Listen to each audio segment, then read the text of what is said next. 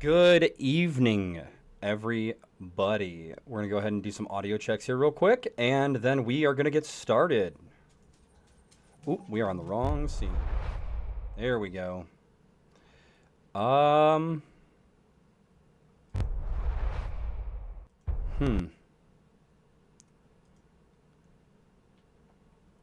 That's odd.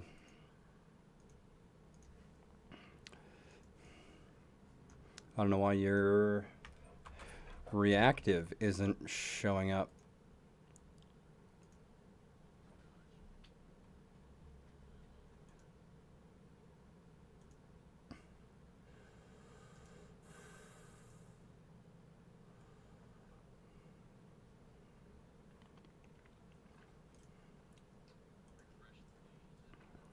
No, it's stuff I got to do on OBS. Give me just a second.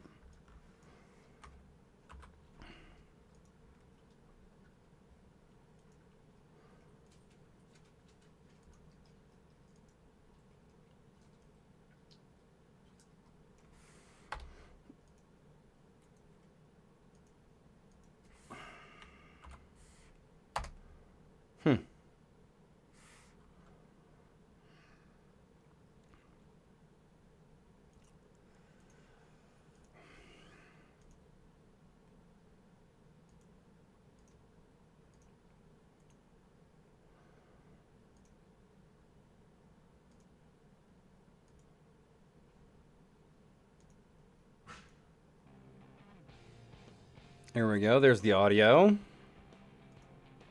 Hell yeah.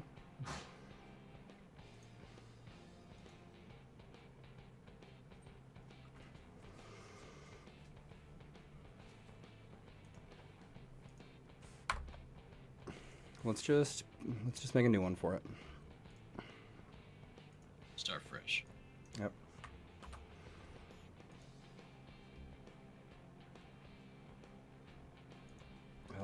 What the shit?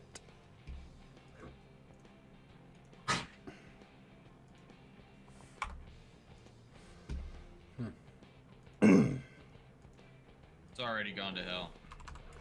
No, it's fine. This is why we do checks before we get started.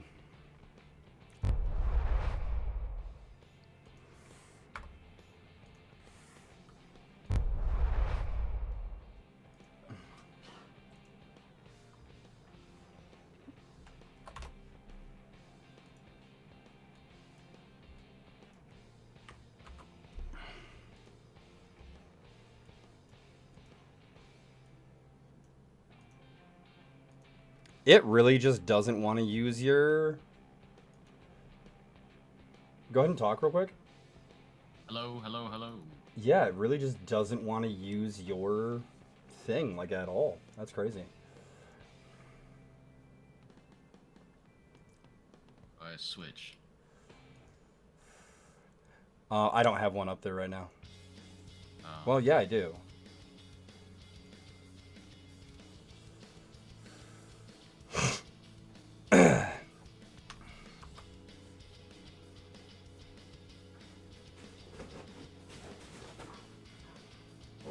What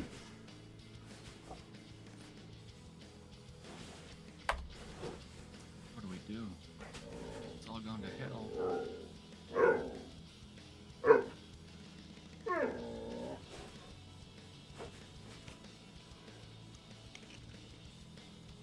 I just do this and apologize later to all of them for the fact that you don't glow when you talk. It'll buff. Oh. I just go pull your picture and... That's alright. There's only one voice other than yours that they'll have to keep track of. Yeah. So, this time around, I suppose it's probably fine. So, yeah, I didn't change any of the base settings or anything.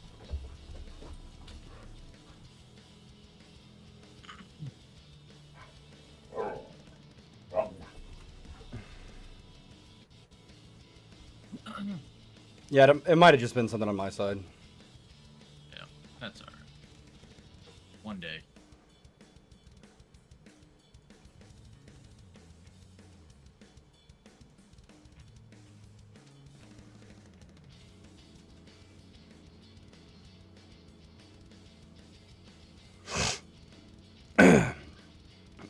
That's because this is Zippy's first time in the server, and I haven't turned him up yet.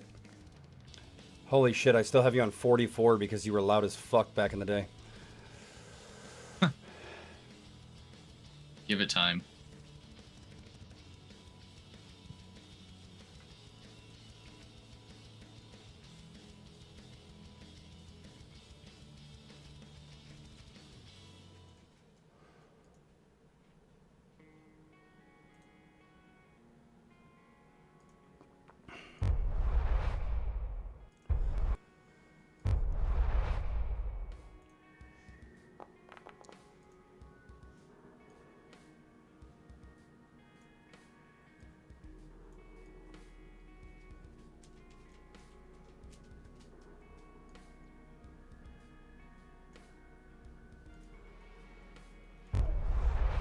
Alrighty.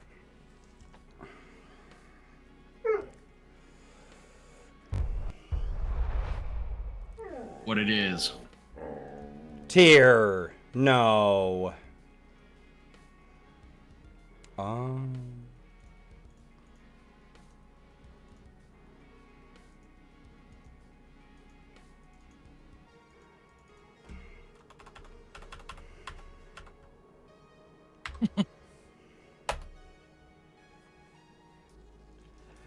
I see that your hand is raised. Thank you. Oh yeah, I'm You're just playing around? going to. Oh yeah, I've never used this before. Oh. Yeah. I love that you put my name on there as Zippy. That's hilarious. Oh, because I'm not putting Supercock. Come on. Oh. You just have to explain the joke, and then everything will be fine. Well, I'd have to explain the joke. All right. So, have you already attempted to make a character on here yet? I have not. Okay, so if you hit, so in the top right area of your screen, if you look, there is a little like person button that if you hover over it, says actors. Click on that. Yep. And Yeah, then actor. hit Heromancer. Oh, I see.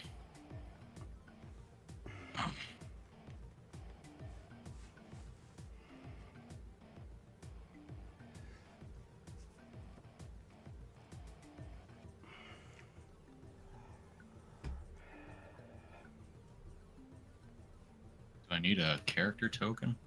You can just use your, you can upload your photo for it. Oh, I see there.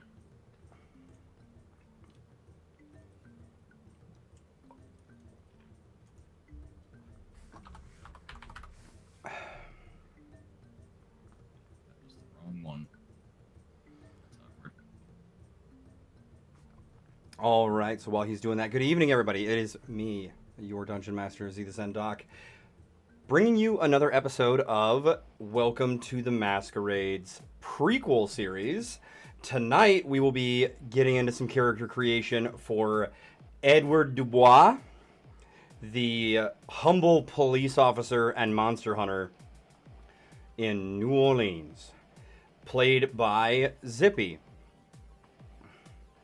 who is Hello. not someone we've had on the stream before. Some of our other players for Welcome to the Masquerade are featured in some of my other campaigns that you guys may have seen on the stream, but this is Zippy's first campaign in a while that we're doing together, and the first one that I am live streaming. So everybody say hi and welcome to Zippy. Bonjour. And Zippy will talk to you in French, I guess. Oui, oui. Say hello in 3 languages and ask for a beer in 20. How many languages do you know where you can ask for the shitter, though? Just the 'Cause one. That's way more important. That's a universal. That one's universal. See, deciding lack of the background that I thought I was going to choose. So, We can redo backgrounds and reflavor stuff in post. Yeah. Yeah. When you get to your stats, let me know, because you're not gonna utilize the Heromancer portion. We're gonna roll some dice for those. Oop.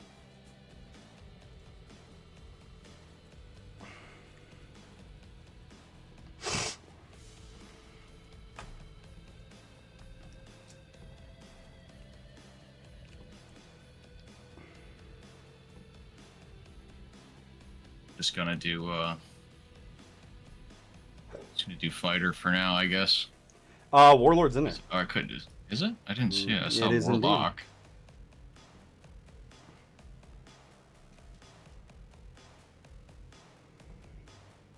Oh, there it is. Wow.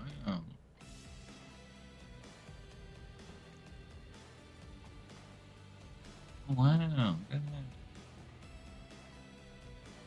All right, I'm at the abilities section. All right, go ahead and click on the chat bubbles to go over to the chat messages tab. Yep, already open. On the bottom side, you'll see a little dice tray. Go ahead and roll me 4d6. 6.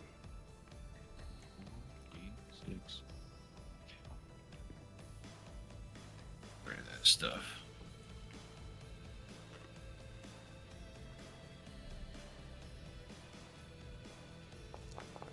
Bang, bang. So first Not one's a bad. 15. One more again.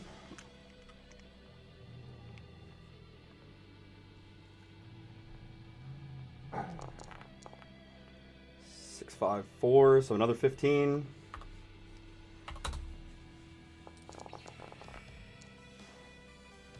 10.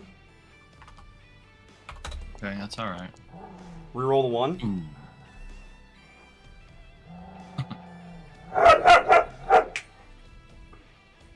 Go ahead and roll another d6, just a single one.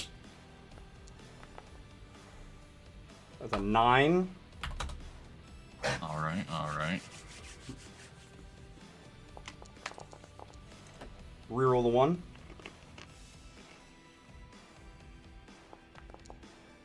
Oh. Again. All right. Hey. 16. And one more set. Ow. Oof. That was, what, another 9? Yeah. Yeah. All right, so making the same deal for you that I've made everyone else. You are allowed to re-roll any number of your stats that you want to re-roll. Yep. However, you have to keep what you re-roll them to. Mm-hmm. And any stat that is higher, I get a fate die, which is essentially the DM version of a portent, like a divination wizard would have. Okay. That I can use whenever I want during the campaign. All right. I can either use it to positively benefit you guys when you are failing at something and I think it would be narratively better for you to succeed, or if it's a time where I think the opposite, I can cause a potential failure to happen. Okay. I like that deal. That's a great deal. You like that deal, Udovich? I'll take that deal. I'll take that deal all day. Damn good deal. I'm gonna get me my Nazi scalps. All right. So how many are we re-rolling? At least I want to do one of the 9s. I mean, I'm alright keeping one 9. Well, so one, your lowest is gonna drop to an 8 regardless as a dump stat. So if you re-roll both 9s and the 10, you'll wind up with the 8 for a dump stat, and you'll be able to keep the 2 higher of the 3. Mm-hmm. If you get lucky. So no matter what, you're sticking me with an 8. Yes, everyone gets an 8. Okay, alright. Deal. Alright. Let's get that first re-roll. Oh boy. This is gonna be like a 6. Re-roll the 1. So that's a 9 turns into a 16.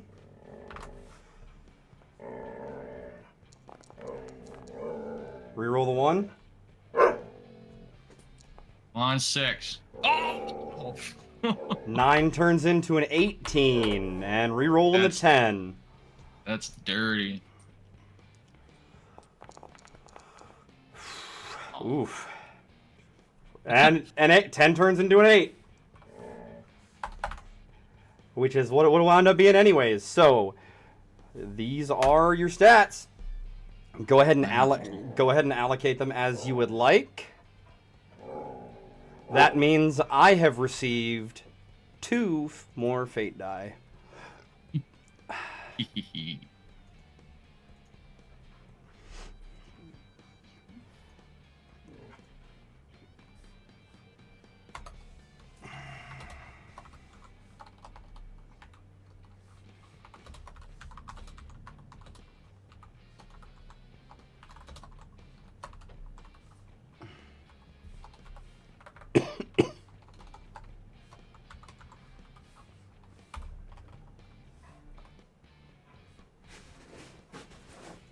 Let's see.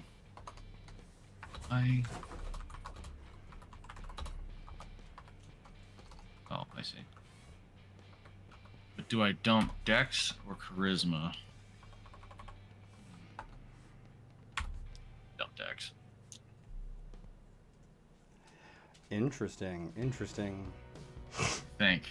Double check this. So you are going with heavy armor then, I take it? Oh, yeah. Oh, yeah. Double check my wisdom and charisma saving throws. Yeah, so that was the right call.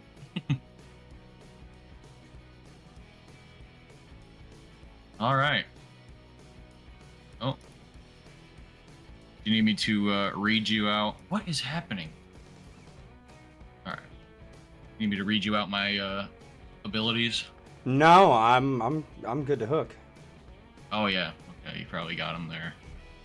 However, yes, sir. Where is your little guy? Have you completed your guy yet? I am in the Heromancer Creation Wizard currently. All right, let me know when you're done because I'm gonna do some editing on him once you're done.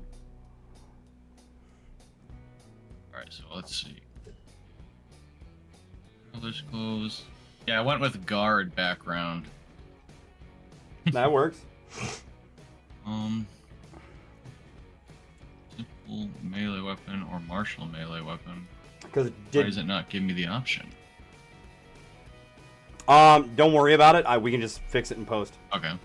All right. Once I can touch your character sheet, because right now I can't. Yeah. All right. I'm not gonna fill out all the special little details then. Yeah. Biography, whatever. You don't need it.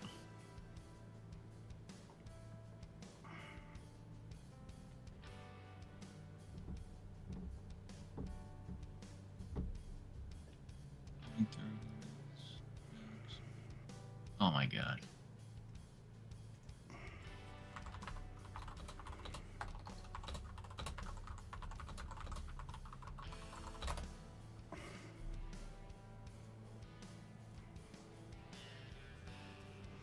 There he is.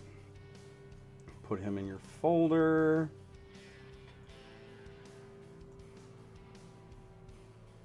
Oh, there we go. Subclass. Okay.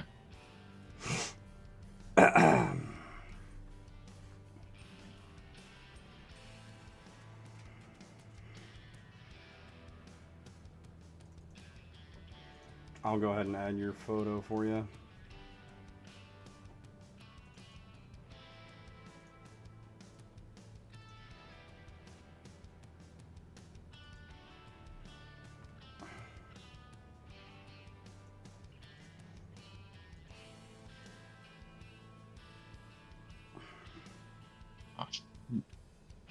What just happened?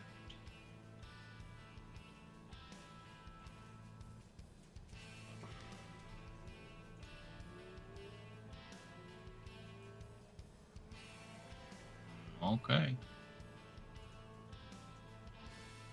Skillful. Man, I'm just on top of it.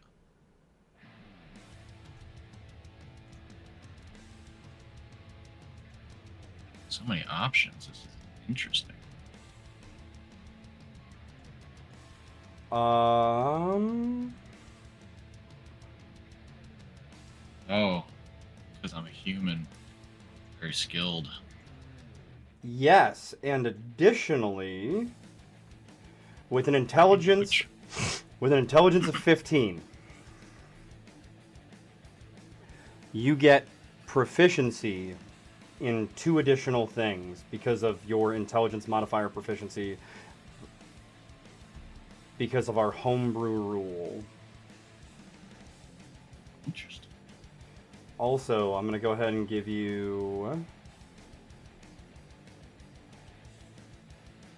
English and Creole. Why does your picture keep going away? It's going to bother me. Huh.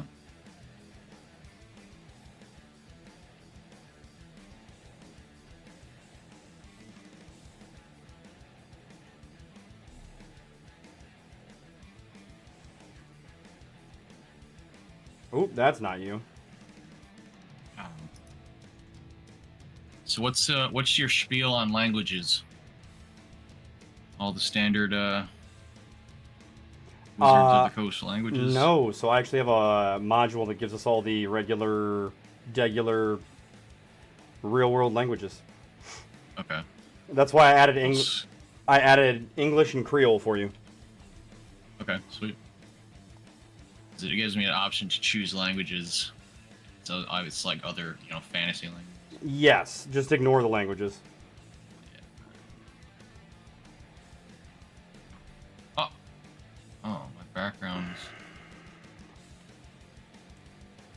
What is it?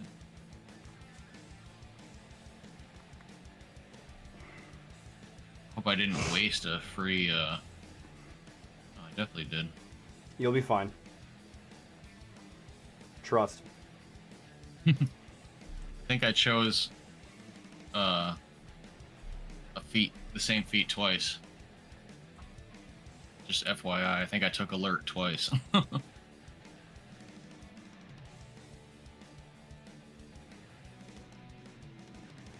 Oh, there's that boy. All right, let's look at feats. I think I got a feat from human, and then I didn't realize that guard was going to give me alert as well. It's fine. Brain. Save me, Doc. All right, so instead,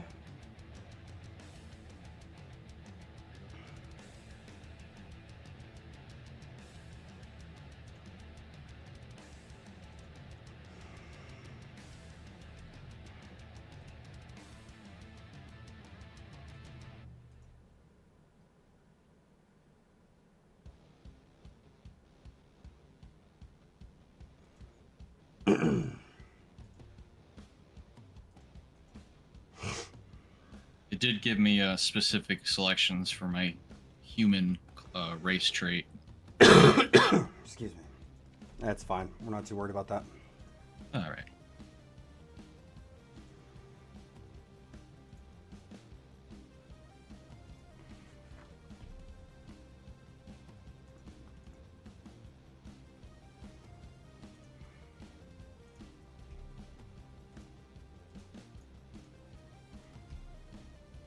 I'll be right back. 30 seconds. And we want dueling, right? Yeah.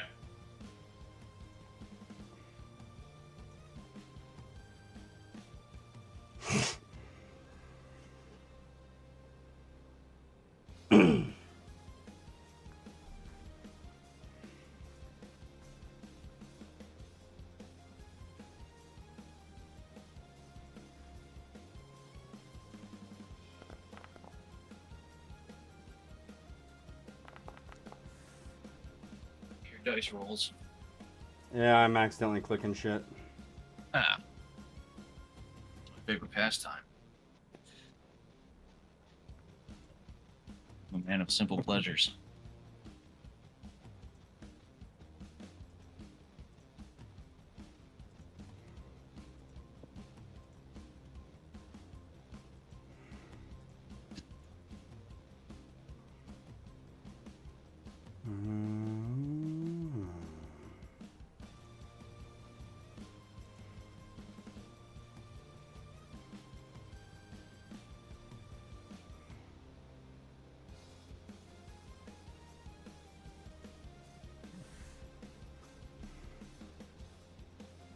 Oh, it actually gives some actual rules and mechanics behind playing cards.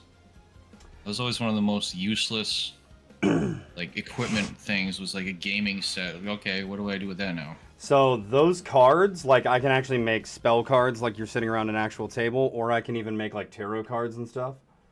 Mm-hmm.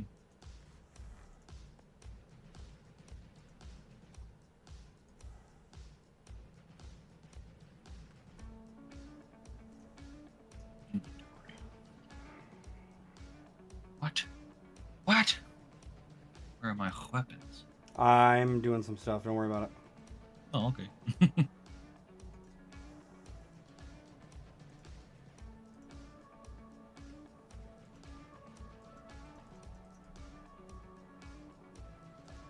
Is that my baton? No. Shit.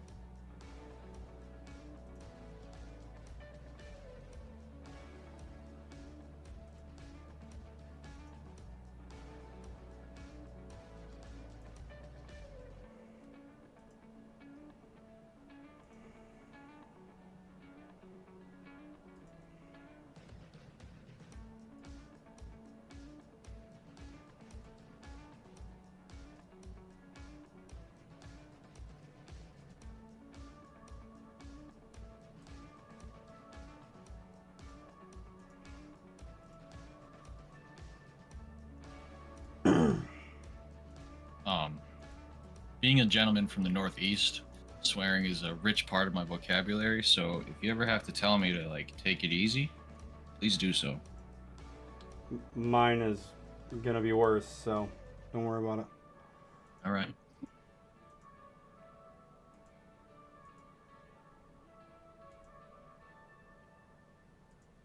In fact, I can't believe you said that at all. Well, I just wasn't sure how you might change your typical proclivities in the streaming realm. I don't. Right.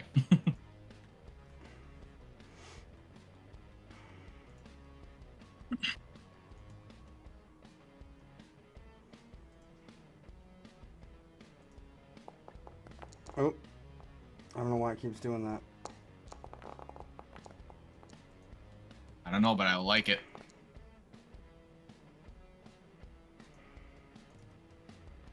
I might have done that actually.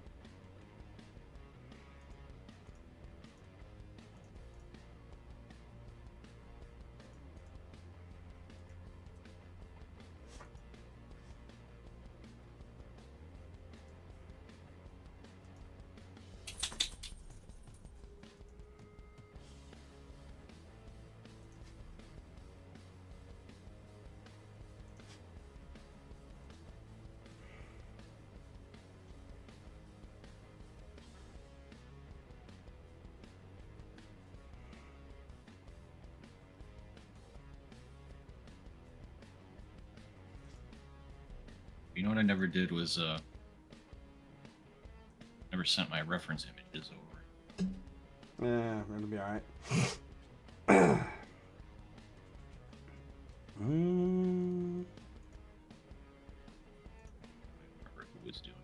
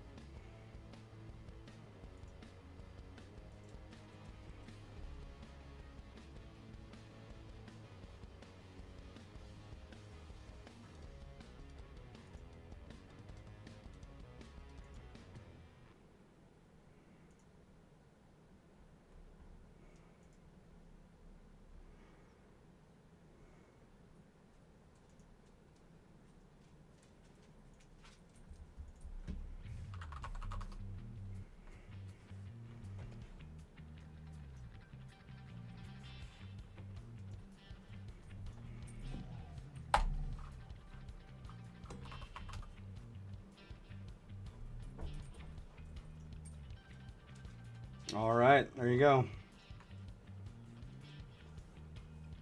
We got. Oh yeah.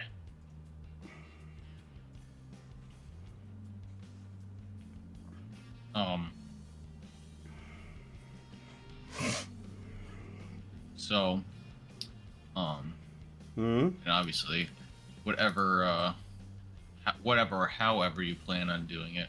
But I know we discussed certain magical properties behind my billy club. Yeah, And, that's not this one. Okay, all right. I was just curious. Hey, look who's in fucking chat. This fucking dickhead. Yeah, that son of a gun. I was gonna say nice things about him, and then I remembered that, like, he's from Australia, and so saying mean things about him is saying nice things. Because everything's upside down and backwards. Is that an Aussie that we know? It is. It is indeed. Oh my god. Fuck that guy.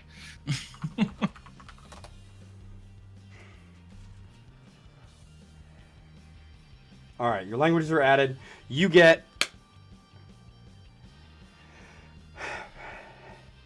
I get 2 additional proficiencies. What would you like them to go into? You reemble? Do you mean resemble? Is that what you're going for? I know you're fucking illiterate, but...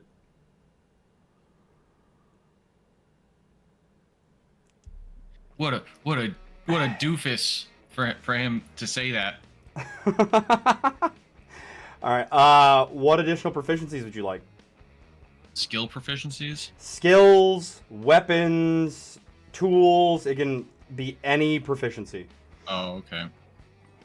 I mean, I got simple martial weapons. I feel like that's a pretty broad, sweeping thing. I'm not gonna waste any time on that.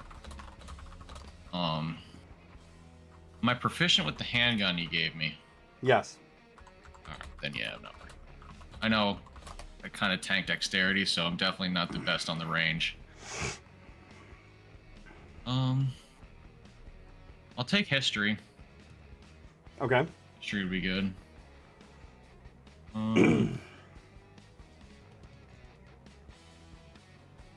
Medicine, that'd probably be good for skills. I'm trying to think of everyone else. Oh, yeah, there are other. Yeah, I don't want to Yeah. get into too many other people's deals. I don't even remember what tools. I think... Well, with Folk Hero, I was supposed to get land vehicle proficiency. So, how about I take land vehicle proficiency? If I need to be specific, motorcycles. Okay, yeah, we can do, we can add land vehicle proficiency. And so I would give you that, because you said you were supposed to get that from your background or something? It's supposed to be from Folk Hero, but it wasn't on the list of What if we went ahead and gave you something a little special? Ooh. Just in case. All right, you know what? I'm good with that. Take it. You went through the helicopter training.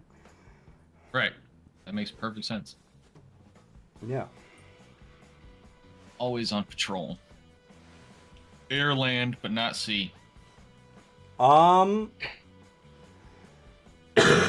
Excuse me. Let's see. Anything else? Anything else? Anything else? I don't believe so. I think that's everything. We've got your equipment. You've got your class all set up. You've got your extra stuff. I gave you your fighting style. Ooh. Yeah, I think that's everything. Oh, man. This guy's stacked.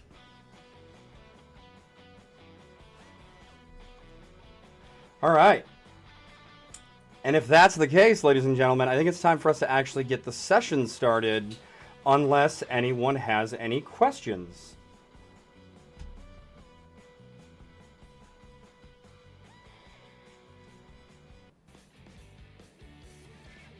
All right. I'm going to go ahead and swap the scene for us. so you guys can get a look at the map. We are starting in precinct number 8 in the French Quarter as Officer Dubois walks into the precinct to start his shift.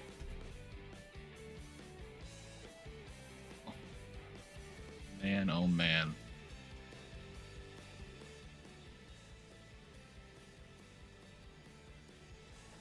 So, you walk in, you hit the locker rooms, and you get your uniform on, get everything ready, and you remember that this is your first day without your old partner.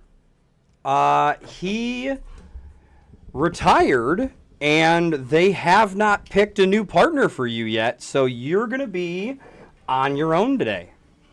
Okay.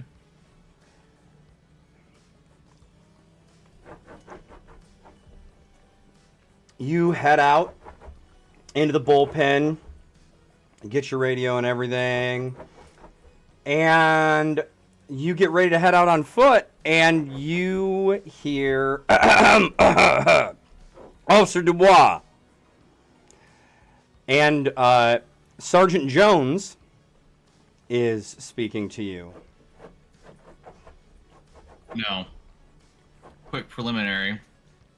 Did you decide on my rank in the precinct?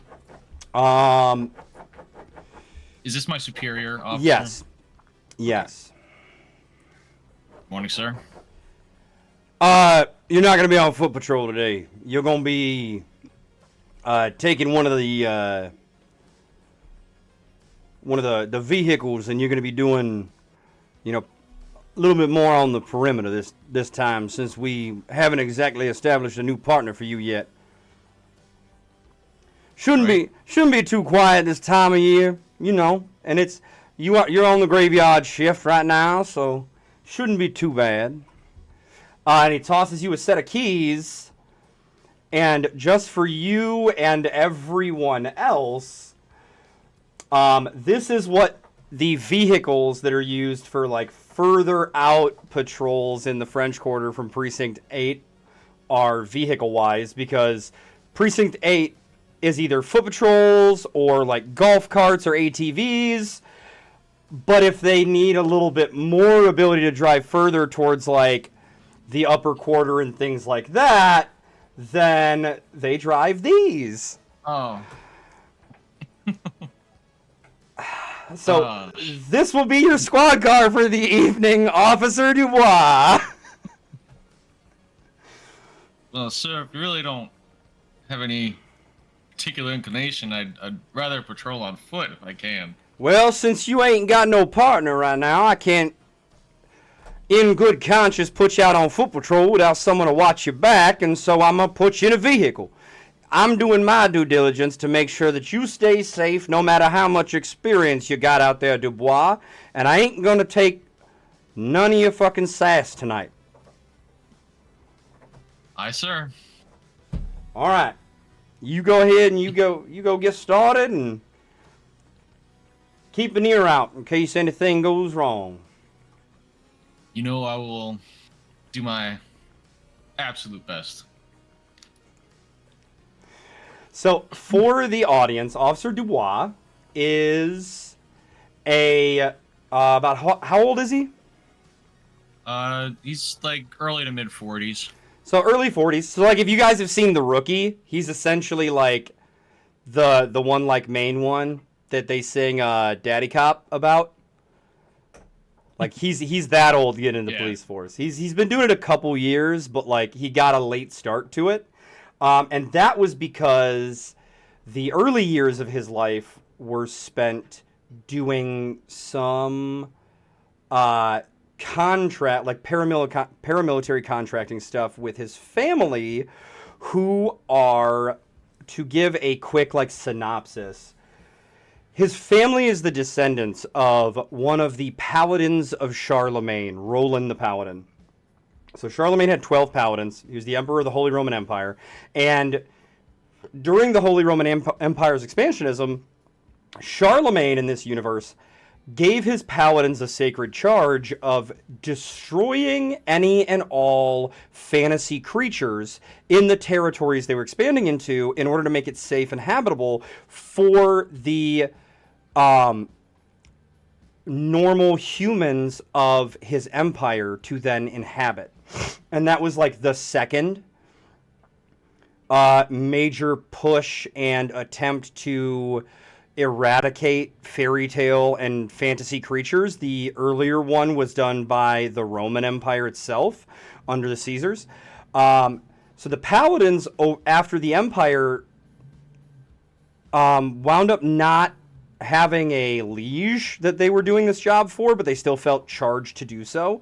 And so they, over time, spreading further and further out in the areas, more and more descendants of the families, wound up kind of becoming Van Helsing and Brothers Grimm story-esque monster hunters, which is actually where the authors of the Brothers Grimm wound up meeting one of these descendants in a tavern one night and paid for some drinks for them, and in return got to hear some stories, and that's where the Brothers Grimm fairy tales came from.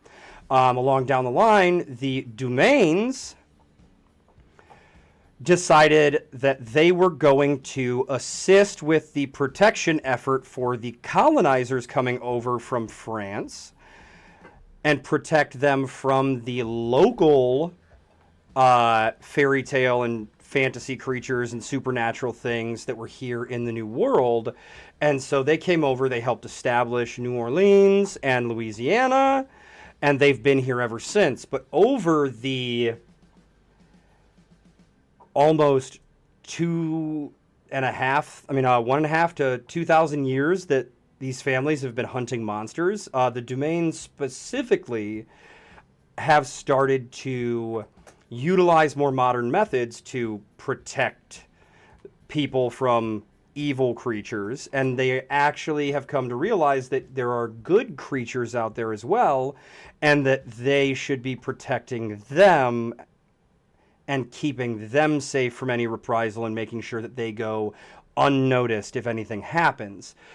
There's also a wizard organization, the Conclave, that has a similar task force of magic users that comes out, and if they have anything in Louisiana area where the Masquerade's Accords cover into Mississippi and out towards Texas, then they work with the Dumains to do cover-ups, things like that. Edward Dubois is birth name Edward Dumain, but has chosen to take on a different last name after some issues working for the family that drove him to choose to work on the more practical side. He still works in the same line of work. He is very much so a kind of double agent, so to speak. He works for the civilian police force, but utilizes his position to affect things in the same way his family does in other ways. And in fact, his mother, Charlotte Dumain, is the chief of police in New Orleans. And so the family has kind of instituted itself in different civil features across the city in order to try and best do its ancestral duty. Very much so less hunt all monsters and eradicate them these days, though, and more peacekeepers and protectors of the status quo that is developed. And he works at precinct number 8 because the French Quarter is the hub of a large amount of the supernatural activity.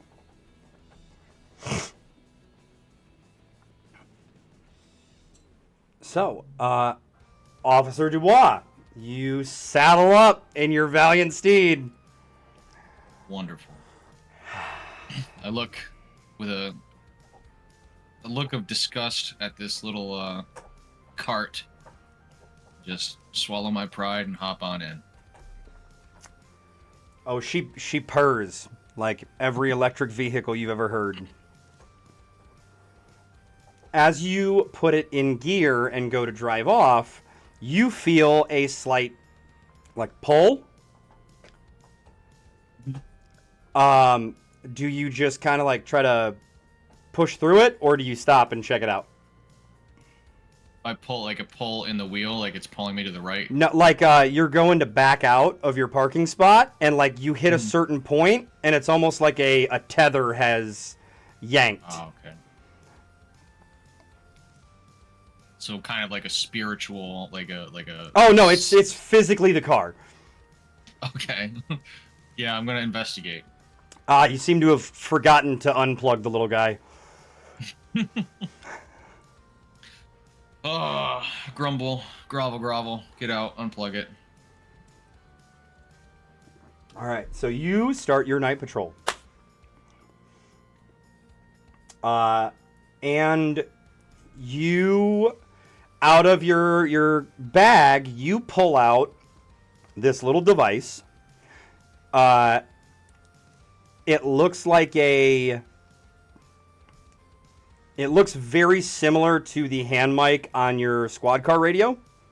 Yep. Except for it's got some runes carved into it. And as you plug it into the secondary mic slot of your radio, you hear a little fizzle and a pop, and you know that your secondary radio has been established, and any supernatural crimes or issues will now be hearable via this secondary radio pathway. I make sure that one's turned up just a little bit louder than the other one. And you start your drive, and you are just cruising around the quarter, man. It's the whine of the electric motors lulling me to sleep. It is a calm night. You prefer the ATVs or the foot patrol routes because it lets you interact with people a little bit more. You can get some FaceTime with the populace. Right. And so being on the ring route and being in the vehicle is actually quite a bit more boring. Yeah. It's a quiet night whenever you're sent out to do vehicle patrol. So like what time what time are we kicking off here, like if you had to say? About 9 o'clock. Okay. You've got the 9 to 5 out of bars and stuff, but yeah, you've got the 9 to 5, but it's the opposite 9 to 5. Right. Yeah, it's definitely so it's the off season. Mardi Gras is over. Spring break's past, and the summer hasn't really kicked into full swing yet. You know, here in a couple weeks, though, it's about to start getting a little rowdy because colleges are letting out for the summer, things like that. And so you'll wind up, it'll be busy. And to be fair, the slow season in New Orleans is not like the slow season in other cities. New Orleans is very similar to like New York and Chicago and LA and stuff, where even the slow city is busy. There's a lot of people around. The bar scene in the quarter is one of the most well-renowned bar scenes in the world. So, right, it's not desolate. It's just by comparison and given my circumstances, it's pretty dead out here. This is the most boring day you've had in years. Actually, go ahead and roll me a d4. Do it. You think I won't? You're crazy. The first 4 hours of your shift pass by the dullest, most boring shit you've ever seen in your life. As I'm putting around, I at least just try to look around. I mean, there's always some musicians busking on the side of the street. There's probably a few familiar faces that are just strutting around, just finding any excuse I possibly can to stop and listen or have a chat really quick. As you are driving down the south end, let me pull up a map real quick, just so that way I can I can be sure of what I'm saying. So you're driving around, and you're actually, it's up the north side.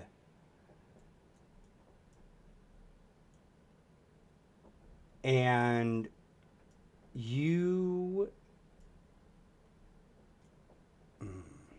How do I want to do this?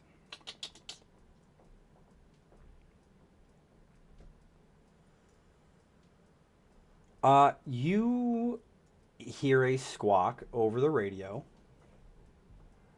And go ahead and give me a perception check to see if you're able to quickly tell which one of your radios it is. That stinks. Give me a con save real quick.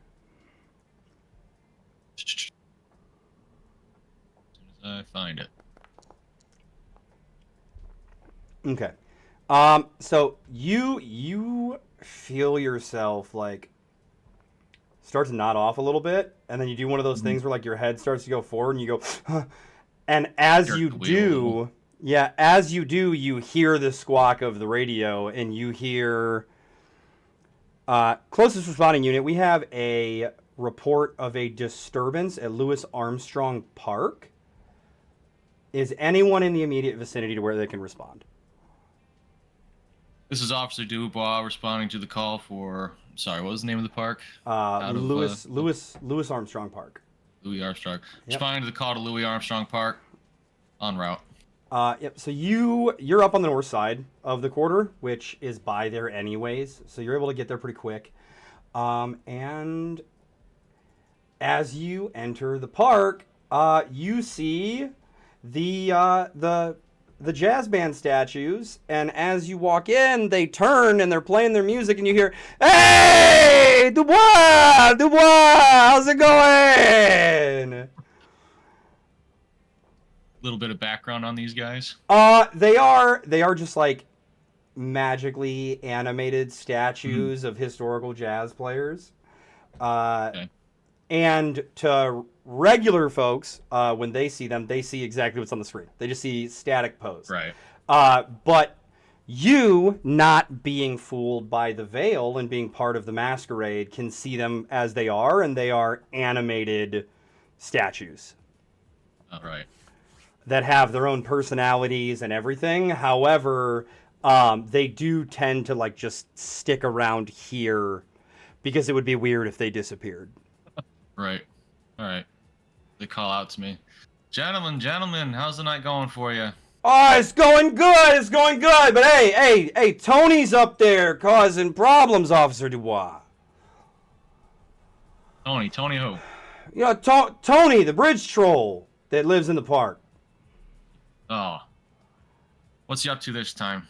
I Into another picnic basket? I don't know. He's over at his bridge and he's bitching and moaning. Somebody's over there, didn't want to pay his toll or whatever, and he's getting into it with them. And they scared some locals.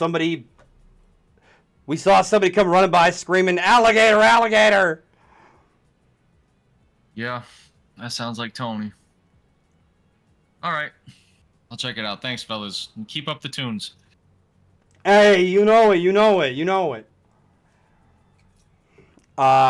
So you head towards Tony's Bridge, and as you approach, go ahead and give me another perception check, since the other one was very middle of the road, or investigation if you prefer.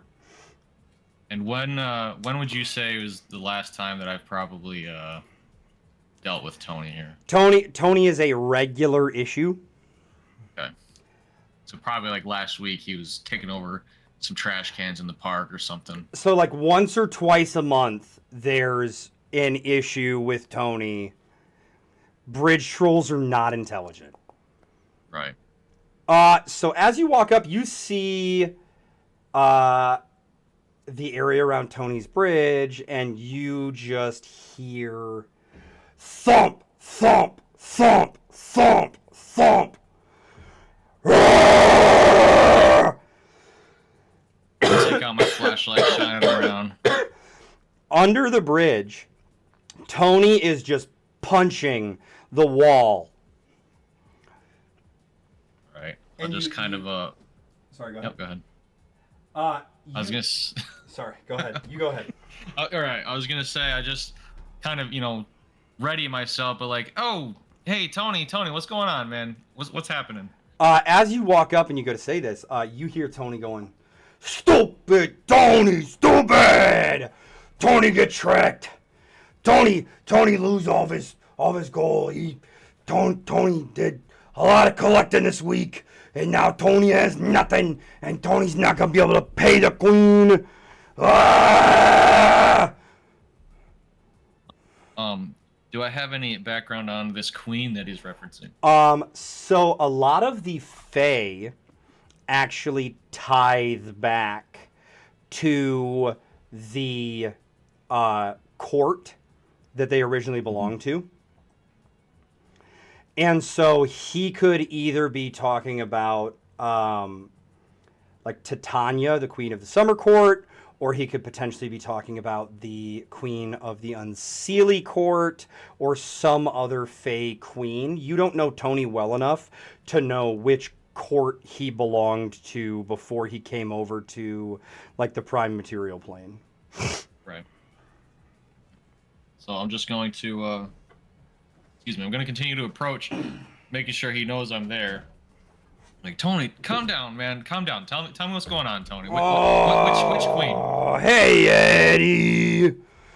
Hey, I wasn't trying to cause no problems, but I gotta pay my bills, and I did good this month. I was actually gonna have some extra left over to try and do some renovations on the bridge, and I lost it all because some guy come around and he bamboozling and stuff, and I don't know, and then I turn around and I go back about my business, and all my money is gone. All right, well, let's just talk through this, Tony. Don't get yourself too stressed out. I told you, let's leave the bridge renovations to the town, okay? We've had this conversation before. I should have never left New York, Eddie. What was that line? I should have never left New York. No, tell you what, it's a different way of life up there. Which queen, Eddie? Which queen are you in debt to here? Well, I mean, I gotta pay Titania. She be wanting the tithes and stuff, and if I don't pay them, then she's gonna send the boys after me. All right. Who did you get any what's the visual you got on this guy? How did he bamboozle you? Well, he came across the bridge, and I said, "Hey, stop!" And he goes, "Oh shit, a troll." He wasn't expecting. So he recognized you. He wasn't suspecting. Well, yeah, he wouldn't have fucking stopped otherwise, If I'd have jumped out to a regular person and said, "Hey, stop," they'd have been like, "Ah, a mugger," and ran. Okay, all right. But he was about, I don't know, average build, wearing a gray sweater. I think he said LSU on it.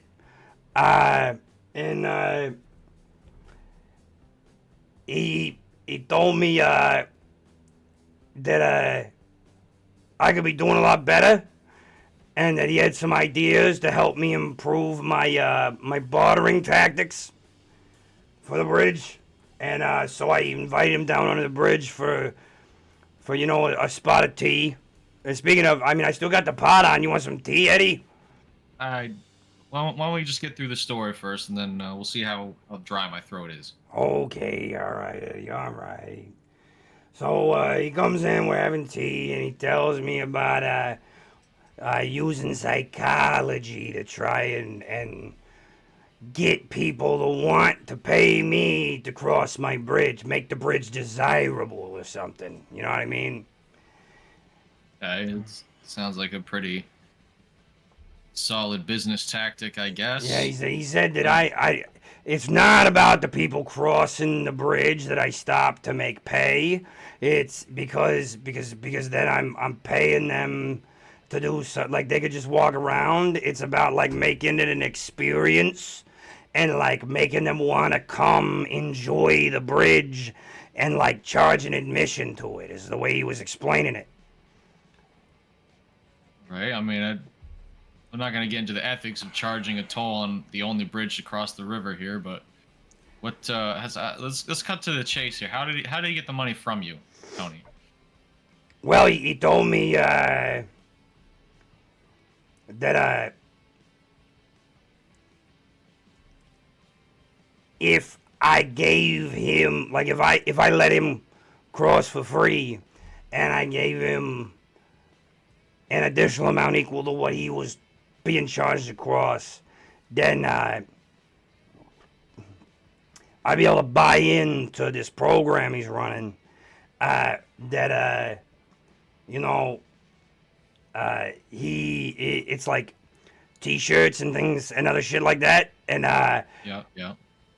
he sells them and like to me, like someone sells them to him, and like the other managers, he said he's a manager, and then like he sells to assistant managers and the other managers sell to assistant managers, and then so like I'd be an assistant manager and then I'd have to sell to other people. Oh, okay. Yeah. He said he had like six other people that work for him doing this. So basically, Tony got tied up into a what do they call it? Like tier marketing scheme. Multi-level marketing, yeah, pyramid scheme, yeah. Tony got tied up by a con man running a pyramid scheme, yeah. And so like I went back and I pulled my money out of my little place I hide it, right, and I gave him it, and then as he was leaving, somebody else was coming across the bridge, and I jumped out at him and I said, "Hey, thanks, man. You know, have a good one. I'm gonna go get my bag here. Maybe they'll buy a T-shirt." And I did that, and they bought a T-shirt. I was super impressed. Now I'm only gonna owe like $375 compared to like the $400 I owed before for the T-shirts, because I got those from him too. And like I went back to put the money away and get another T-shirt in case someone else came along, and all my fucking money was gone. Little bit of a background. Does the Queen of the Summer Court take American dollars as payment? Well, no, I go over and I would run it through the exchange. Right. Okay. I'll be honest with you, Tony. I don't know what to do for you here, man. I'll take your description. I'll run it through the system. But I don't know, man, somebody got one over on you. You know, he made a really weird comment when he was drinking his tea. Yeah. He said, "Man, this tea, it's a little bitter, and it makes me want to go get some absinthe. So I think I might do that after this." Okay. All right. What kind of tea are you drinking there, Tony? Oh, it's some chamomile. Tea. All right. Yeah, a little bit of lavender. A little bit of lavender. For your throat. I can hear it's helping your throat. You sound a lot better than you did last month. Well, thanks, Eddie. I appreciate it. Yeah. You're looking good, Tony. Yeah, thanks. Eddie. You're looking like you need to hit the gym a little bit more. I'm gonna be honest. Yeah, that's just night shift's taking its toll. Daily life. Yeah, night shift's taking its toll, huh? You know it, buddy. You know it. Do I keep like a small like coin purse full of Fey money, or at least I'll just throw them like $10, whatever? Sure. Tony's like, Eddie, you really didn't have to. Like, it was my fault you got called out here in the first place. I was causing a ruckus, and some lady with a little fucking chihuahua thought I was an alligator. Yeah, I get these calls just about every night to some effect, Eddie. So I just want to make sure that you're all right. Everyone in the town's all right. Just gonna make sure that you try to keep yourself calm through these trying times. And good luck with your t-shirts, Tony. I'll go take a look. All right, I appreciate it, Eddie. I'll see you later. All right, I'll see you later, Tony. Go ahead and roll me a history check History. to see if you remember where you would be heading. Natural fucking 20. Oh. You know beyond a shadow of a doubt that The nearest absinthe bar. somebody running cons, taking money from other fantasy creatures that says they want some absinthe is only going one place. Mm-hmm. And that's the Pirates Alley Cafe, an The Pirates Alley old Cafe. absinthe house. Yep. That's exactly what I was about to say. Were you actually? No. Oh, okay. I was like, hey, maybe he knows it. So you pull up, you find some parking, and you head over. How am I looking right now? I'm probably looking like Turbo Cop, right? Oh yeah, you look exactly like you do in your picture, except for without the bloodstains. Yeah. You look less like you committed a hate crime already, and like you're headed to commit a hate crime. Yeah. It was very serious, very stern. Definitely a cop. Mm-hmm. But probably not a totally unheard of appearance at Tony Seville's Pirates Alley. No, and you know that Tony Seville, that's a misnomer. The person that actually runs this joint. They actually have something in common with you. It's my cousin, isn't it? No. All right. Give me the background. Make me roll for the background. As you head in, you see a well-built, kind of like, 6'1", lean but still well-muscled, big, bushy, black beard. Mm-hmm.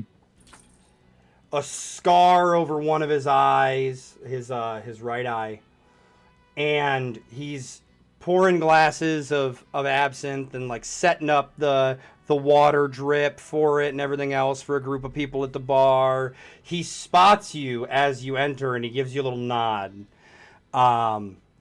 You know that currently he goes by the name John Johnson. However, you are also aware that his real name is also Edward. Oh, okay. Edward Teach. Very cool. The notorious Blackbeard, the pirate. I am familiar with that name. All right. Just kind of nod back and I scope the room.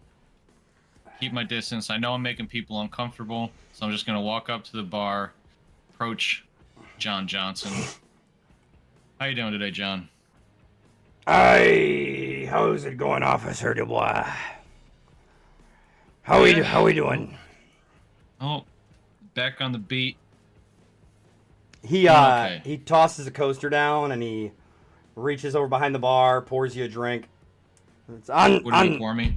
on the house. He poured you a nice virgin daiquiri. Okay. Throw him $1 at least, That's a nice little tip. Big guy. Listen, John, you know that Blackbeard, being Blackbeard, prefers coin. Well, right. If I have that side pouch, like I had mentioned earlier, Yeah, I do throw him one of those coins. So you keep like a random assortment of different types of currency on you just in case, knowing that fantasy creatures and long-lived people / immortals are all weirdly eccentric and have their own things that they prefer. And so you flip out a old like Spanish doubloon. Right, Blackbeard catches it, he bites it, puts it in a pocket, and he goes, I appreciate you, Tony. I mean, course, sorry, John. Eddie. John. What brings you in tonight? I know it's probably your shift. I am on shift. You remember Tony down by the bridge? I do business with Tony now and again. Yeah, he was causing a bit of a disturbance. I guess somebody pulled one over on him. I told him I'd help him out, try to get some information. I'm looking for a particular character. Yes, well. Any defining characteristics or anything like that? As you look around the bar, go ahead and give me a perception check. I'll do it. I'm gonna do it When I so do- good. I'm gonna do it so good. When I do, you're gonna be shook. I hope it's a dirty 20. I hope it's a dirty little 20. Nasty, filthy little 20. That's close. 24. 24.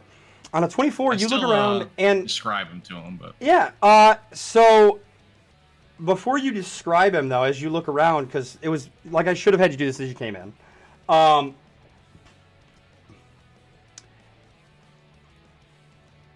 There's something about Pirates Alley Cafe that kind of pushes back regulars. And so as you look around, like, you are not surprised to see that it's a lot of, like, it's tourists, but it is magical tourists that are here tonight. And so seeing a cop is slightly off-putting, but less off-putting than if you had walked into a regular bar as a cop and started asking questions. Because they know that it's the French Quarter. Eddie Dubois, he's one of the boys. He knows what's up. He's here to, like, help us, keep us safe, protect us from the regulars if anything goes wrong. You've got a good reputation. right. So it's not super off-putting and weird for you to be here right now. You explain the guy, and Blackbeard kind of like starts stroking his beard, and he's like, "I, you know, it's Tony didn't give you much to work on there, but I think I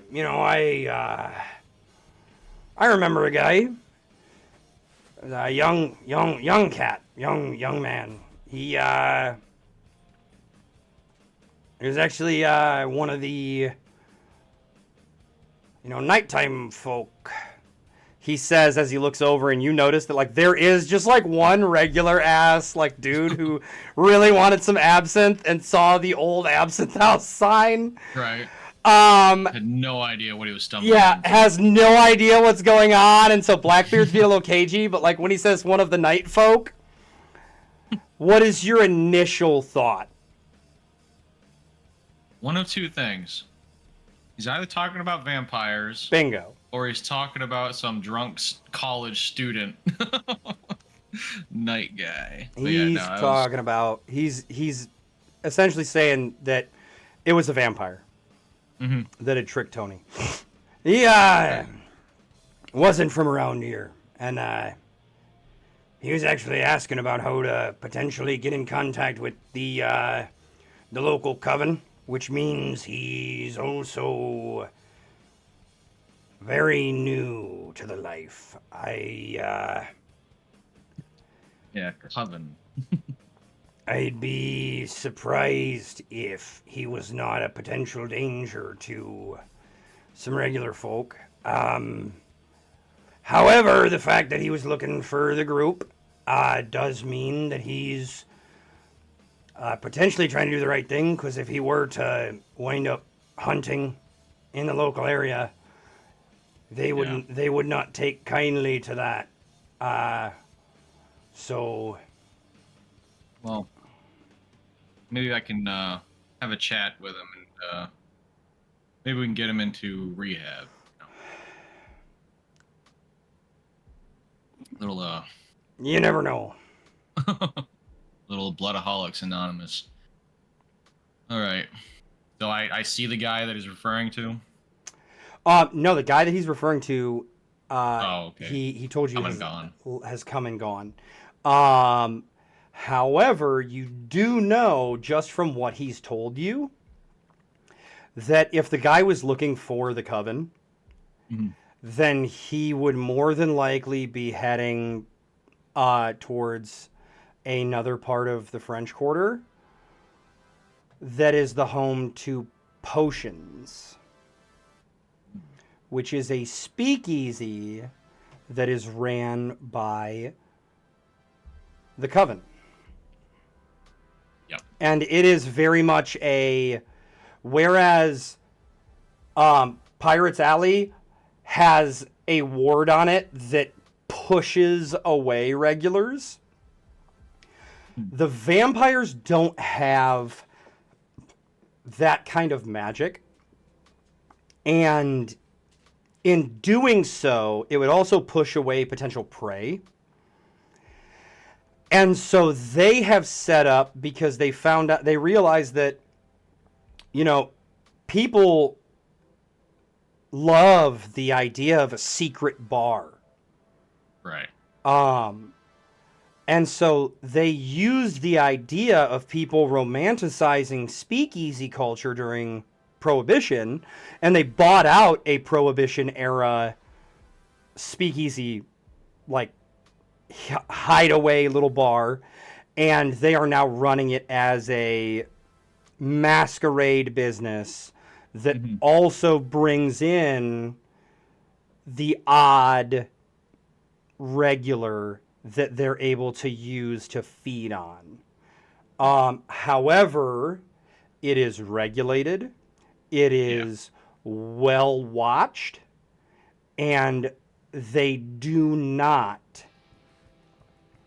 take more than a blood donation would take. So essentially like 1 pint, like 1 unit of blood per person that comes in the door that's a regular.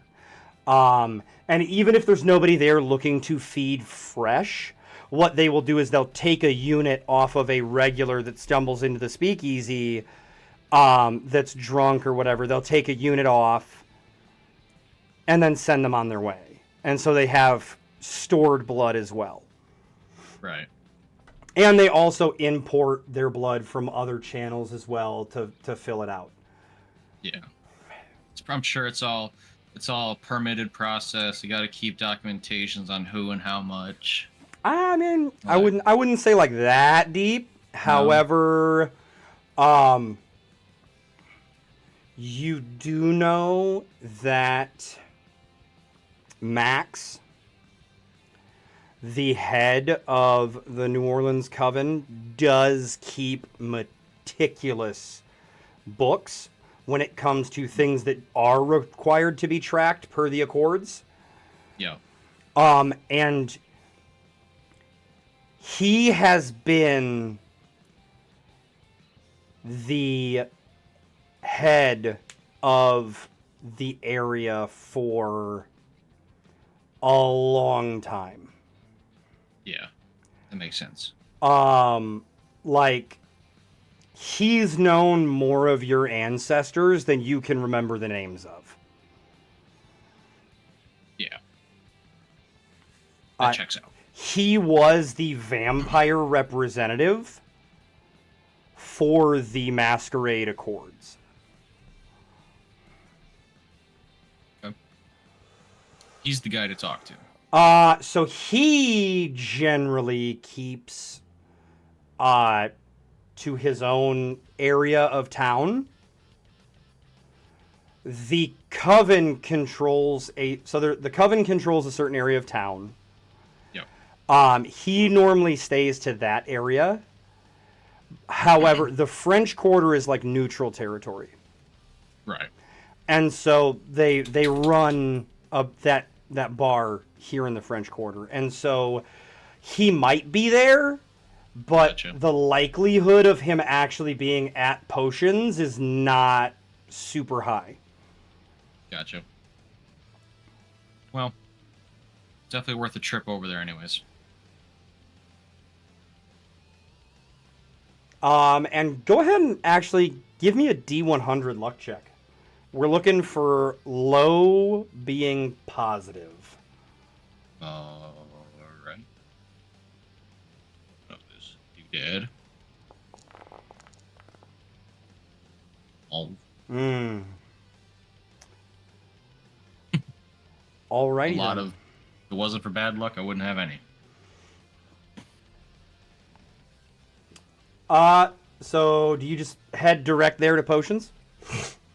Yeah, I mean, obviously, I'm gonna continue listening to the normie radio and just keep an eye out. But yeah, that's where I'm gonna head. It is a quiet night in the French Quarter outside of the supernatural activity that you're currently tracking down. Some of your fellow beat cops that are out on the foot patrol route have been busting some public intox and things like that, but it's generally pretty chill. Yeah. So Potions is actually set up in a old like apartment almost. Like hacienda style building with like an inner courtyard and a lot of bedrooms and stuff. And as you come up to the doorway, you know that like the first like area of it is just like a for show kind of like rental area where people can rent out like the front courtyard, because it's actually it's almost built like a figure eight, where there's two courtyards with a split in the middle that is more rooms, and the front courtyard as well as the front like horseshoe like area until you get to the box that is the back is public rental space for people to do like parties or business events or whatever. They do catering, they've got a little kitchen, and so like there's a party going on in front that's regulars, but you know that if you head down a hallway and you go to a stairwell, and you go to a stairwell, that there's a door down there, and as you get to the door and you knock on it, a little hatch opens up, and you see a pair of eyes look out at you and go, "You got a fucking warrant?" Do I know the name of the doorman at this establishment? The doorman rotates. Okay. I'm just going to I'll just be like, no. Is a gentleman that opened the slide? Yes, it is a male voice. As far as I can tell, yeah. Hey man, it's Eddie Dubois. I'm just here. I'm here following up on something for a friend. Is Max around?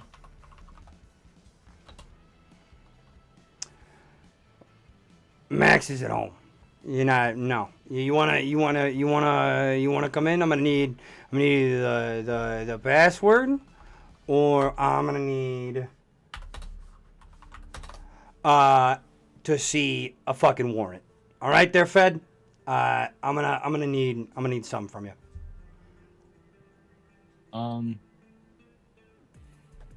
Was I ever granted a password to their inner sanctum?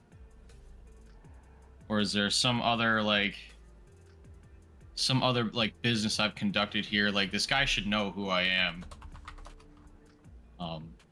Maybe the fact that he is acting like he doesn't might be a sign that it's a newer guy or something, but you know, any kind of vibe like that. I would go ahead and check your notes. AKA Discord messages. Apologies. I don't get notifications. All right. Yeah, I'm just going to roll my eyes because I get embarrassed every time I have to do this. Just it's Oneg, man. Come on. Hmm. You know, What was that last week's password? Come nah, you know I was just fucking with you, Eddie. Come on in. And he opens the door, and you see a familiar face of Pete, the normal, like, Pete generally works as a bartender here, but he hates being a bartender. He doesn't like people. So being like the door guy and a bouncer is perfect for him. Pete is like a 6'4", like, dude used to play O-line for the Saints and like wound up having a heart injury and then was drinking one night out here in the French Quarter, got bit, became a vampire, and now he works as a fucking doorman. He's big, like 6'4" black guy, bald head. He's like, hey, sorry for giving you a hard time. I was just fucking with you. That's all good, Pete. I get the same deal every day. You're not gonna have a good time tonight. Just giving you a heads up. And he just pats your shoulder, and like there's more people trying to like come in, and so he like goes back to work. Yeah. Just kind of look over my shoulder and contemplate what that could possibly mean. It means you were looking for low on your luck check and you got high. Yeah. Yeah. So I'm going to proceed. As you walk in, go ahead and give me a perception check.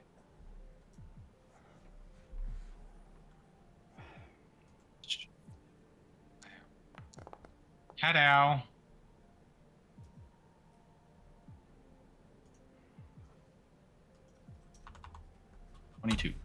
With a 22, you look around and you notice, much like the Pirates Alley Cafe, lots of Masquerade personnel are here.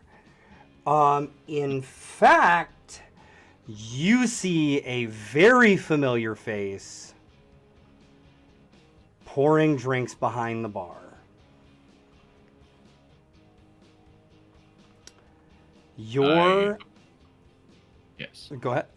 You can go ahead. No, I wasn't gonna say anything.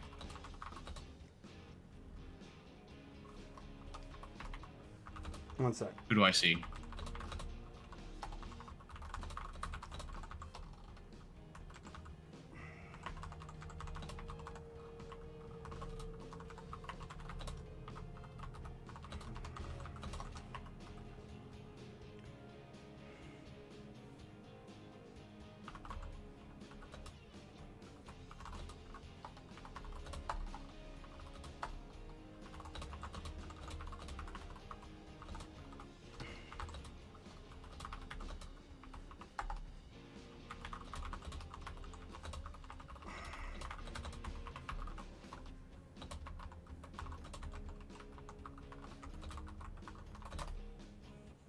I was just throwing something in general again to see if anybody else wanted to join in and watch the rest of the episode.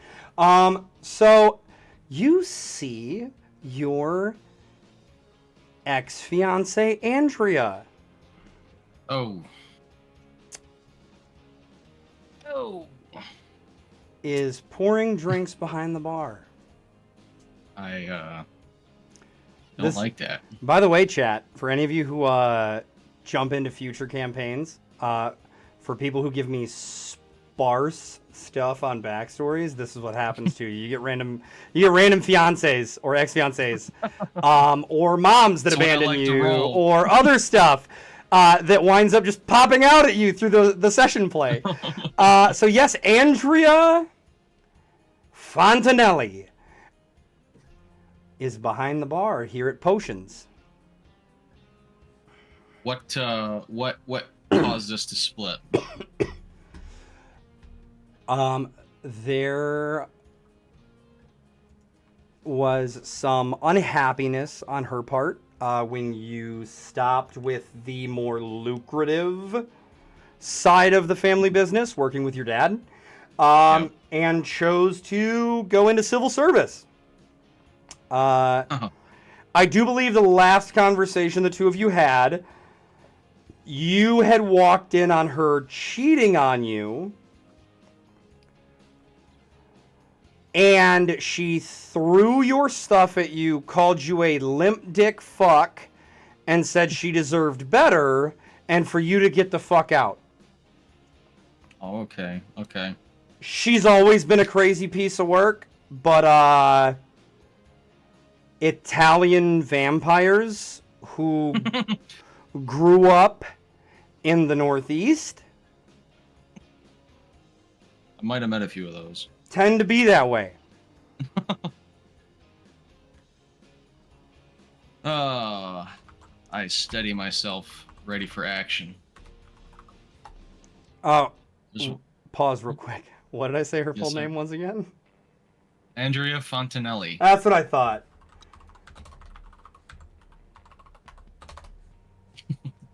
I have to make notes for myself sometimes because I improv a lot of stuff, guys. So I apologize. So yes, what were you were saying? I was just saying, I take a deep breath and steady myself. I gotta put on a face of nonchalance. So I'm just gonna walk up to the bar, and I know something that always pisses her off every time that we have to have these face-to-faces. Ever since. I'm gonna walk up and You notice that Yes. she's talking to a man wearing a gray zip-up hoodie. son of a bitch. Oh. All right. Would you like to, before you walk up and interact, is there anything else you'd like to do? I mean, I don't know, really. I mean, if I look around, I mean, how many, like, familiar faces do I see? Do I have any friends in the crowd? Or is it all just kind of people that rotate through? Like, nobody I'm really familiar with, just people out there. I mean, there's familiar faces in the crowd. You see a couple members of the local pack that are out partying. There's, in fact, give me just a moment. Because you notice a buddy of yours who's part of the pack. Actually, no, this is too far in the past. Because right now we're not like anywhere close to like modern. We are about 2 years ago. Oh, okay. So never mind what I was about to say.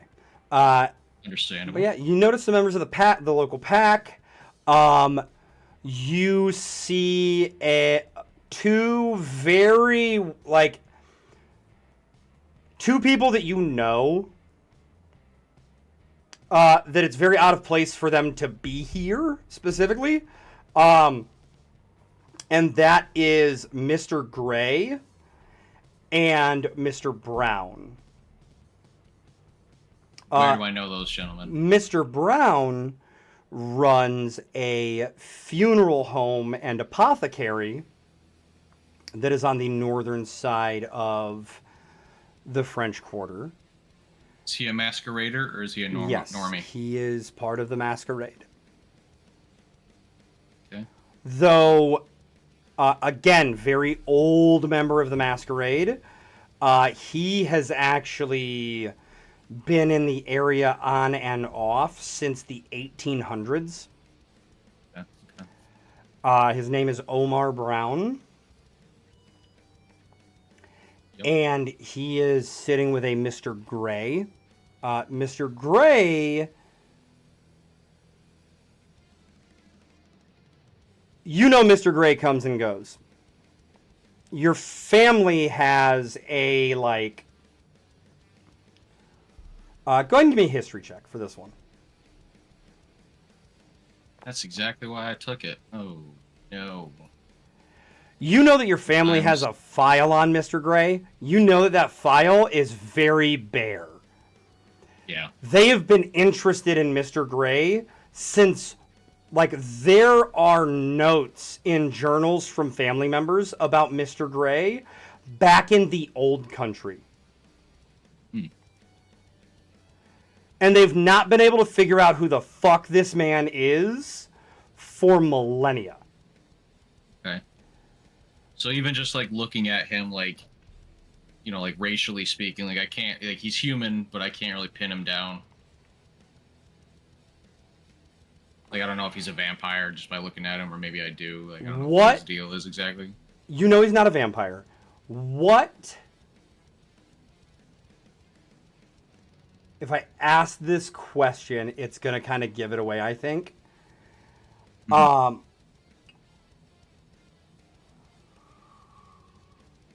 I'll try to work with you. As a cop in New Orleans who knows about the Masquerade and everything else, if death was to take human form or physical form,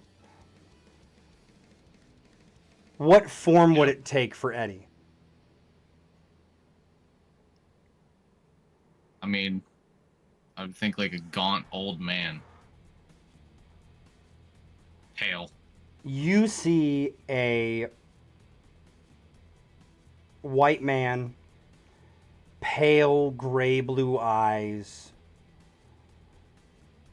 thick, full white hair, well styled, in a black, like almost like you'd think that he was a big fan of Johnny Cash, being black on black the way that he is. Right. Holding a glass of scotch and talking with Mr. Brown and another familiar face. Oh man. Your mom.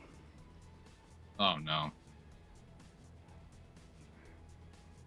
Not a bad thing, but nobody wants to see their mom out in public. Who is here in not chief of police attire. She is here in like a nice black sheath dress. Okay, she's out.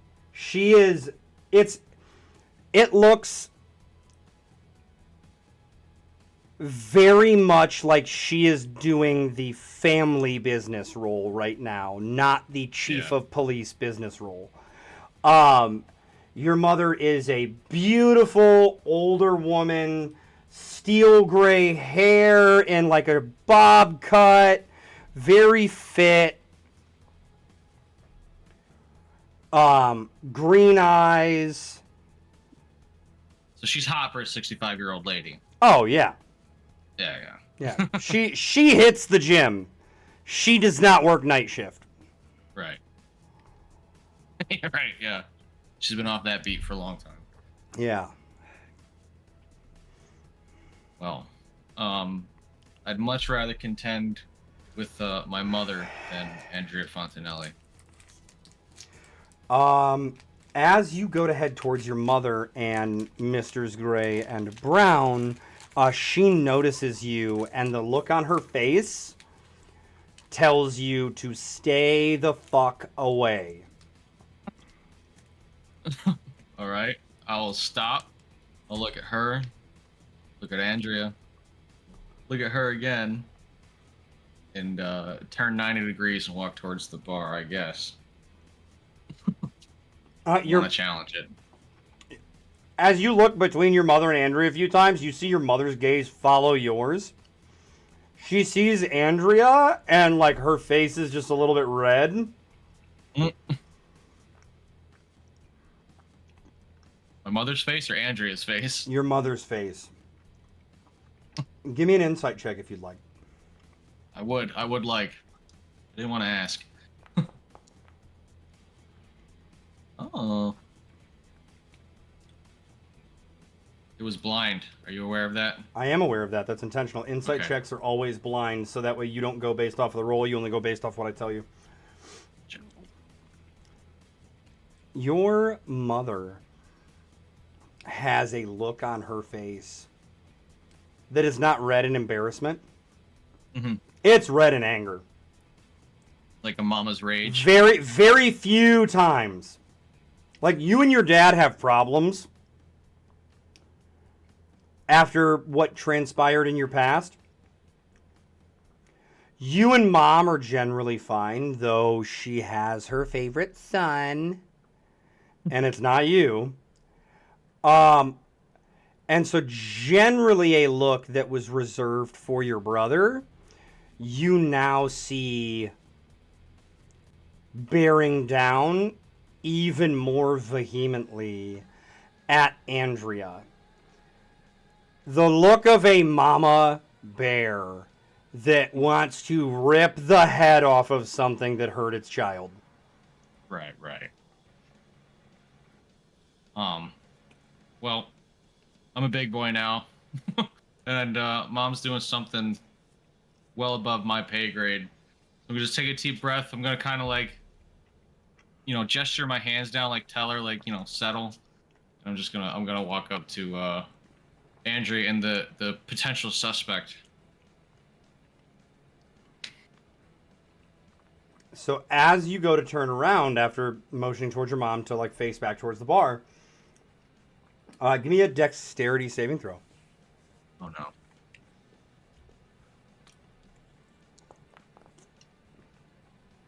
As your brother, Andrew, in a nice, like, black shirt, slacks, like, here also for the family business, based off the direction he's heading, was heading towards your mother's table, and had drinks in his hands to take to the table. Oh no. And just runs directly into you, and he's like, oh, shit! Oh, God, Eddie? What are you doing here? Oh boy. Yeah. Your Let me mom's think here. favorite child. Do something here for myself. Detective Andrew Dumaine. Detective. Oh, okay. Okay, he made detective already. He Son of a bitch. He went direct into the civilian side of the business. Yeah. What this does. Oh, 19. I don't know what that symbol means. I was just trying to roll to steady myself. Well, you got a 19. Right, whatever it was, I got a 19, so that's pretty good. Just gonna take a deep breath. What was his first name? Andrew. Andrew, that's what I thought. Oh, Andrew. Oh, Andrew. Don't worry about it, buddy. What are you doing here? I'm here with Ma. We're talking with Mr. Gray and Mr. Brown about some business. What are you doing here? I got a call on the other radio. There was a disturbance in the park. Tony down by the bridge, he got swindled out of some money. Got a description. Gentleman over the bar talking to lovely Andrea. Seems to fit that description. I was going to talk to Mom to get some help. I can tell you guys are very tied up. But Yeah, I can't exactly walk over there looking in this condition now. Yeah, we're trying to sort out some stuff for Grandpa. Yeah, they're renegotiating the accords. What? Yeah,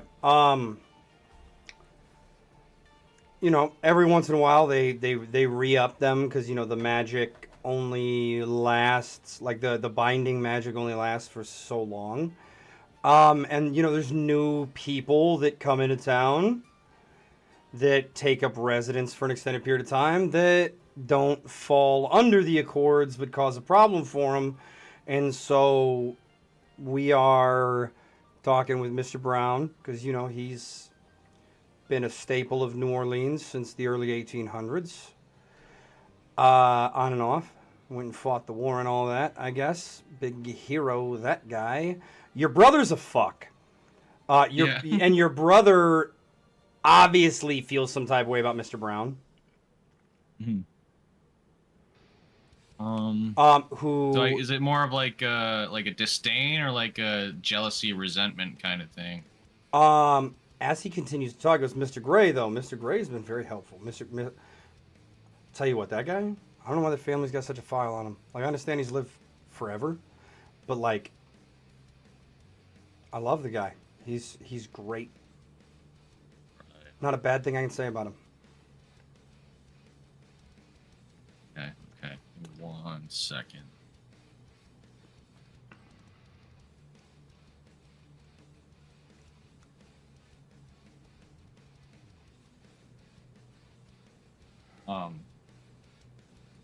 Does it seem pretty normal? Like, these are the normal proceedings that would lead up to a negotiation, like, or does this seem kind of like a little weirdly under the table? This is one of those conversations that is happening in a neutral space to try and feel people out. Right. So, And pretty normal. Your brother's comments about Mr. Brown and Mr. Gray, I will give you a choice. You can either insight check your brother, or I can go off of your previous perception check for the bar. I love rolling dice.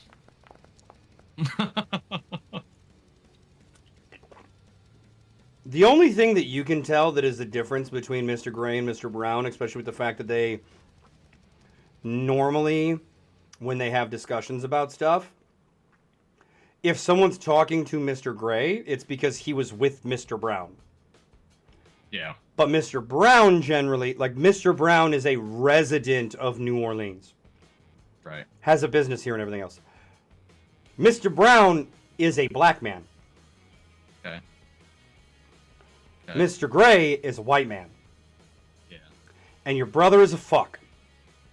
Yeah. That much I knew. That was a given.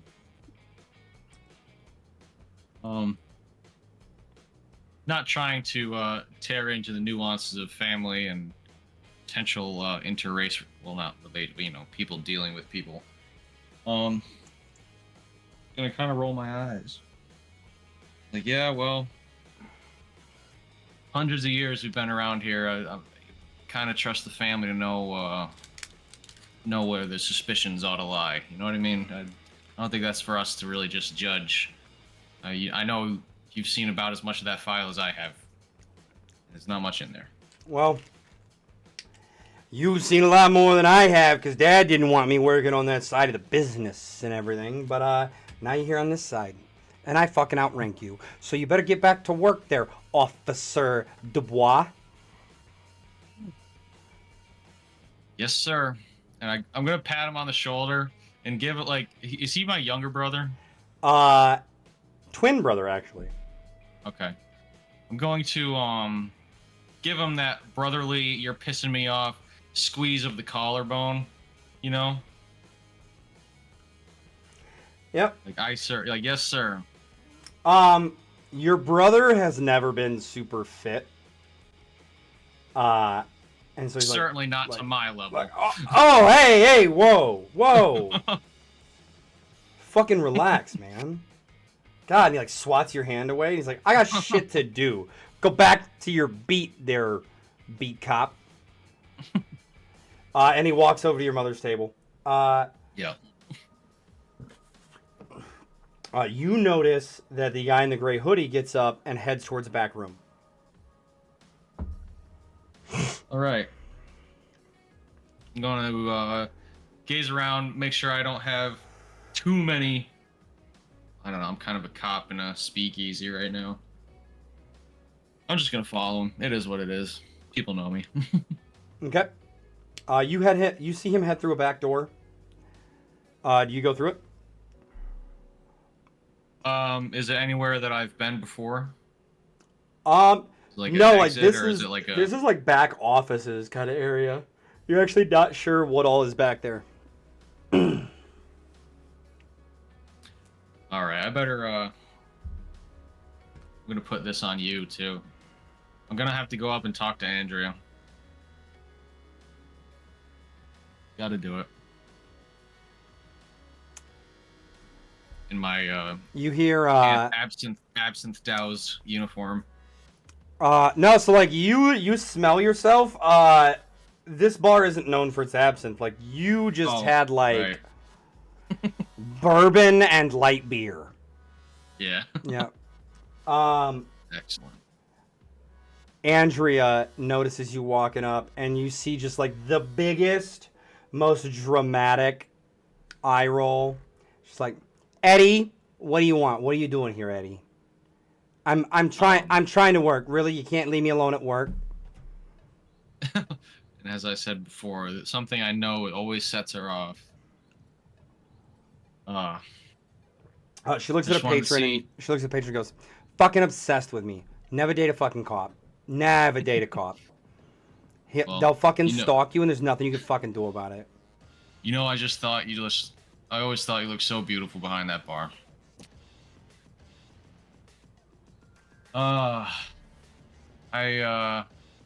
So she was hoping she did not work here before. Like, this is a new development. Yeah. This is what Pete was talking about. Yeah. Because this is one of her first nights since you've come around to the bar. Like, this is the first time you've been here since she started working. She's the reason that Pete doesn't have to work the bar anymore. Yeah. Let's read on that card. All right, well, scratch that part of the conversation. So I believe the phrase you were looking for was, what the fuck are you doing here? No, it was more like, so I take it nursing school's not going so well. Yeah. Yeah, I insult her failed attempt at an education. Fuck you, Eddie. What do you want? Why are you here? Why the fuck did Pete even let you in? Oh, you're gonna give me another chance? Really? Yeah. Really? Yeah, no, see, I'm actually working a real job. I'm actually serving and helping people. Oh, yeah, I'm fucking serving and helping people too. Watch. And she pulls a beer and slides it to somebody. And they go, I didn't ask for this. I wanted a whiskey. And she's like, shut the fuck up and take the beer, bozo. I'm talking to somebody here. Does he need to arrest you? You're all right, sir, and just enjoy the free drink. Oh, all right. But I already paid, and he just kind of like walks. He just walks away. Yeah, that's something maybe you ought to work on there, Andrea. Listen, enough of the back and forth. I do have a job to do here. I'm sorry. Okay. Who is the guy you're talking to? It's related to work. Oh, jealous are we? Yeah, and I'd really like to hear more about my competition. He's out of town and looking to talk to Max. Okay. Wants to join the coven. Him and some buddies. So they're some buddies. Yeah, he was like the last one to show up. Him and like 7 other guys.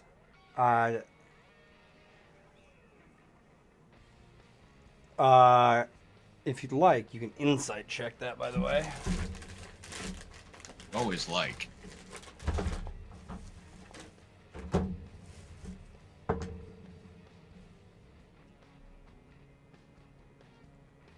Him and 7 other buddies. Oh, I'm trying to show the camera.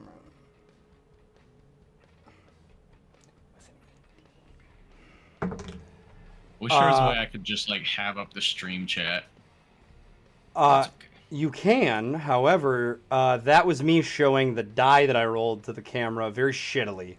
Because having the second cam on the dice rolls made it so that way if I really want to fudge something in your guys' favor and make it easier for you, the chat knows I'm fudging and they're like, oh, this is bullshit. Oh, no. Yeah. I'm just kidding, by the way, guys. But, yeah. So, you You're like, oh, 7? That's not bad. That's not bad. Like 8 people back there. That's yeah. So yeah, they're out of towners. Their coven had some problems with aggressive management, and so they thought they'd head here from Colorado and try and join up with us. So I told them to wait in the back and that maybe Max would show up tonight. I thought it'd be funny that like maybe he did, and if he did, I'd let him know that they were back there, and if if Max just didn't show up tonight, then they'd sit back there and not be my fucking problem. Yeah. Yeah, it sounds reasonable. Listen, do you care if I go back and see if I could just have a chat with him quick? Sure, go ahead. What, Be my guest, Officer Dubois. sounds so much sweeter when you say it with that tone of disdain. Yeah, it's because you chose a dumbass fucking name instead of being proud of your family name and, doing the family business like you were. And it affected not just yourself, but me. And now here we are, having a conversation in this fucking shithole. Yeah, hey, he didn't, try to sell you on a t-shirt scheme, did he? No, he actually tried to get me to take my t-shirt off. Oh, that's a shame. Nobody needs to see that. Anyways, thanks. Yeah, I was I'm just gonna tell him he could suck it, but he probably would have wanted to. Yeah. And I'm just gonna, as I approach the door, I am just gonna turn over to her and in like a genuine tone and be like, "Your hair looks good today." And I'm just gonna walk in the back room. Are you actually being like serious? Yeah. Go ahead and roll persuasion. Not great. Horrible. Let me see. Oh no, that's not what I wanted. Hold on. Yeah, and I always love the thought of you in a beat cop fucking uniform, you bum. Yep, that's what I thought. And I'm just gonna continue. You looked better in the suit, you fucking bozo.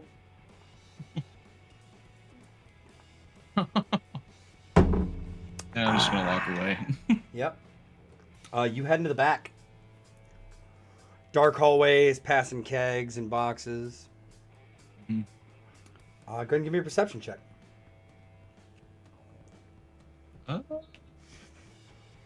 It's harder to find every time. As you head down the hallway, like you hear voices down the hall. You're not sure how many. They're off in another room. You do peep that, like, by the door you hear the voices behind. There is an external exit door. See the big red glowing exit sign? Yep. And you notice that there's, like, very much, if the fire department were to stop by, they would cite them for having an emergency exit blocked by all of this bullshit. Okay. Excellent. Let's see here. Just add something to my own flaws. Attracted to crazy. All right.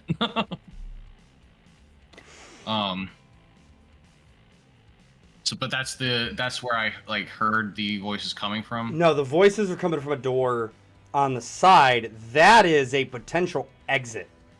Okay. But it's currently like a bunch of like stacks of like boxes and bullshit piled in front of it. Okay. How, like, could I just kind of like slide some shit to the side without being crazy obvious, or is that just gonna be like a whole task? Go ahead and give me a stealth check. Stealth? Either stealth or sleight of hand, one of the two. It's the same. Why was that? That was weird. Either way, Oh, because I'm wearing heavy armor, I think, technically, right now. you are able to spend a little bit of time shuffling the boxes to the side. And you create an easy little path. The fire department would no longer be upset. It's a bar. People are shuffling boxes 24/7. Okay, I will not nonchalant, kind of knock and announce my entrance into the room. I don't have another choice, really. As you knock, you hear the voices die down. Do you just like knock and open, or do you knock and wait? No, I'll wait. I'll just yeah, I'll knock. I'll just say this is Eddie Dubois. Looking for somebody. Eddie Dubois? I ain't never heard of no Eddie Dubois before. Yeah. Yeah, I'm a regular here in town. Just trying to check something out quick. You open the door. This is fucking pretty lame. You open the door. You walk in. You see there's like a pool table and some couches and stuff. It's almost like it's one of the VIP rooms, kind of. Yeah. And there are about 24 guys in here. Excellent.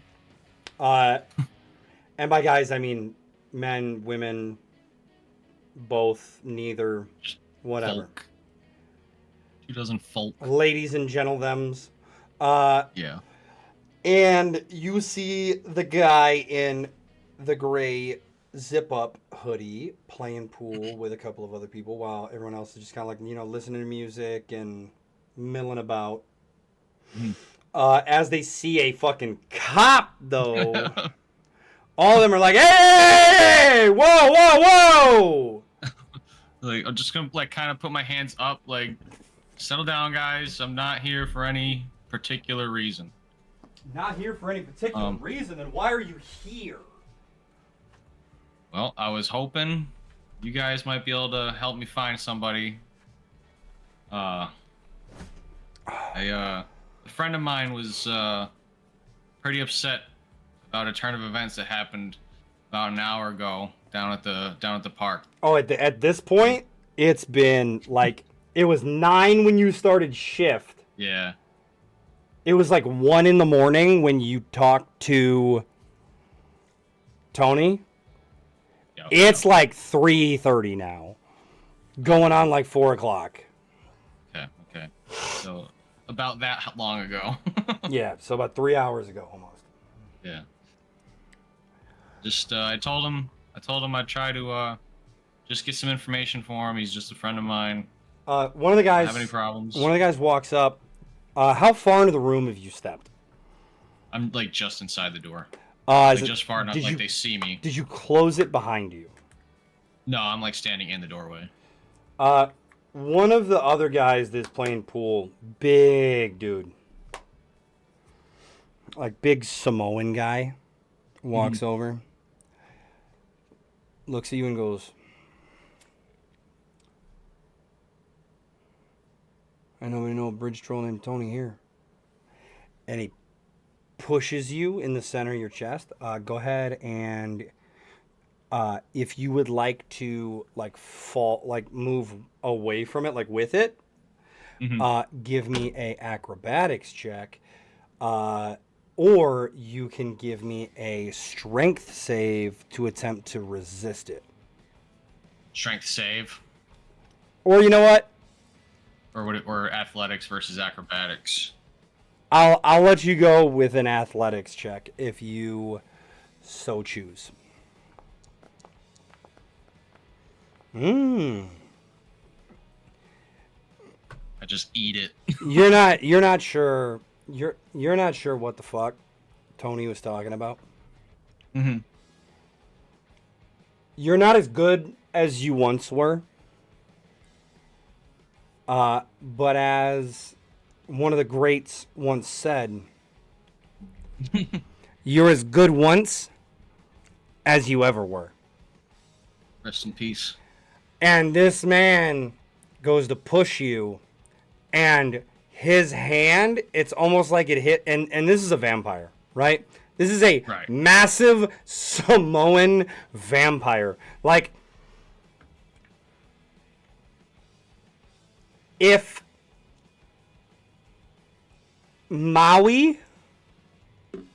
the god or demigod, whichever he was, I can't remember off the top of my head right now, with supernatural strength, being Pacific Islander Hercules, essentially. Yeah. Like, that is essentially what this guy would be as a vampire, with the amount of amped up supernatural strength he would have. As he pushes you, his hand just like, it sounds like he's patting your chest. Yeah. Just like pat. And you just stand there. Yeah. I'm just gonna, Go ahead, look at, roll intimidation. charisma or strength? You could roll strength-based intimidation. Yeah, so I'm not proficient, so I'll just do a strength. So just roll a d20. Oh. And add your strength. So like 12 Right, plus, yes, 17. Plus 5. He's like, oh, and he like smooths the wrinkle that was caused, and he goes, like I was saying, none of us know a Tony the Bridge Troll. All right, so I think you can go. Well, I'm just gonna look at him. Just gonna like pat him on the shoulder, kind of give him a smile, just like easy going. Let's not get crazy kind of look. Like, thing is, man, I never told you who I was looking for, or who I was speaking for. You did though. Like that was something you did say. I thought I just said a friend of mine down at Did you? down at the park. Oh, that's all I said. okay. My bad. We'll retcon. I said Tony. No, if that's you're good. You're good. If you didn't say it, then we could play that. I thought you did for some reason. Yeah, no, I think all I said was a friend of mine. I told him I would try to help him out. So yeah, all right, going with that. He said he got roped up into a t-shirt scheme. I'm just told him I figure out who he was, and told him I figure out if it was legit. Just want to know the guy who met with my friend. He turns around and he looks at the guy in the gray hoodie and he goes, "That's where you got the fucking money? You ran a fucking con? Really? We're new to town and you're running grifts on other supernatural creatures and drawing attention already. Really?" Just gonna look over, kind of wave. Hey, man. He turns back around and he looks at you and he goes, "You know, now I'm in a tight spot." Yeah. And yeah, I think we're both here, caught between a rock and a hard place. You know what I mean? Yeah. He reaches out a hand and he taps the brick wall of the building. And he looks you in your eyes and he goes, "Rock." And he cracks his neck. And he goes, spreads his arms out. All of the other vampires, you see eyes trained on you, fangs. And he goes, "Hard place. We protect our own. I'll deal with them personally later. But you, we'll deal with now."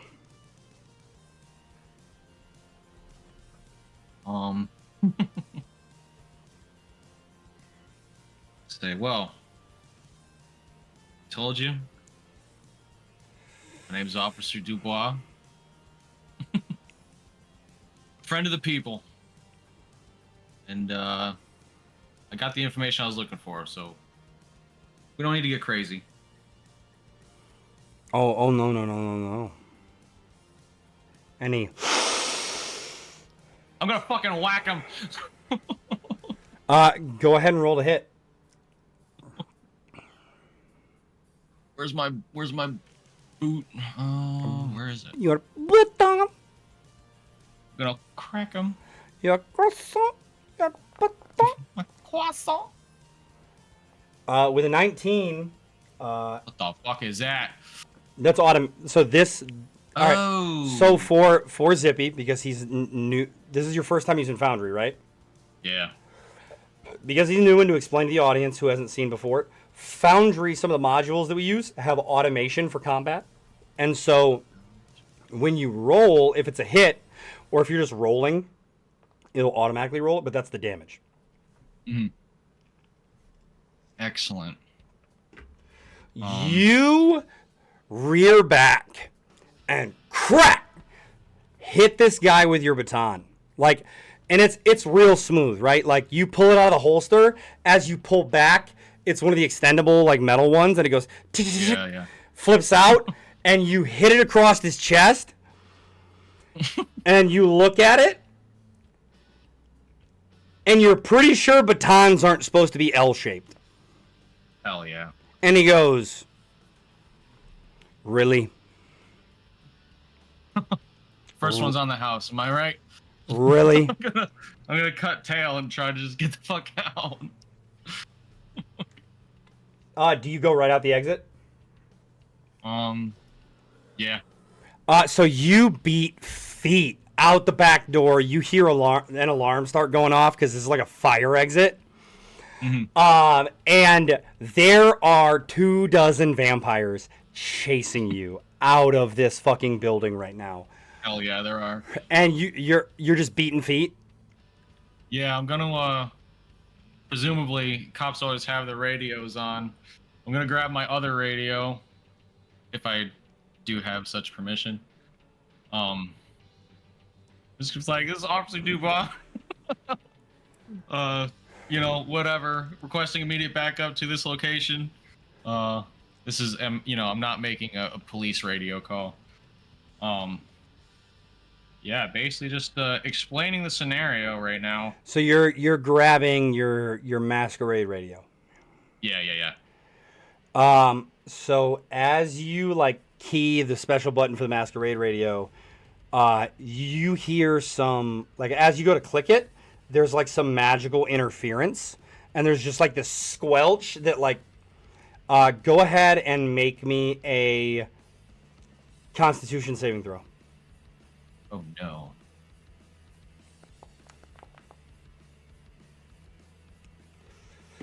So you like key it, and you hear this like ear piercing squelch, and you're just like, and you let it go immediately. There's some type of interference going on. Fair enough, I should have known. You are down by Riverside, and you take off heading west. Mm-hmm. Yeah, I mean, I'm being pursued, so I'm going to continue to flee. We're going to use your passive perception because you're running. But as you are running, you notice that, like, you cannot immediately, like, sense any of the vampires that are pursuing you. Mm-hmm. But you know that, like, normal sight, you cannot see them. But you know they're there somewhere. Like, they're rooftops, wherever. They're fast. Yeah. How close would I be? Like, there's got to be some type of safe houses or, like, house of friends. There's got to be something that I know where I could try to, like, hoof it to, like, duck in.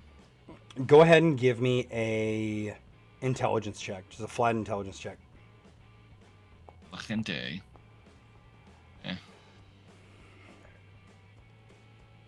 You cannot think of a single place that you will be able to get to fast enough before they catch you. Right. Well.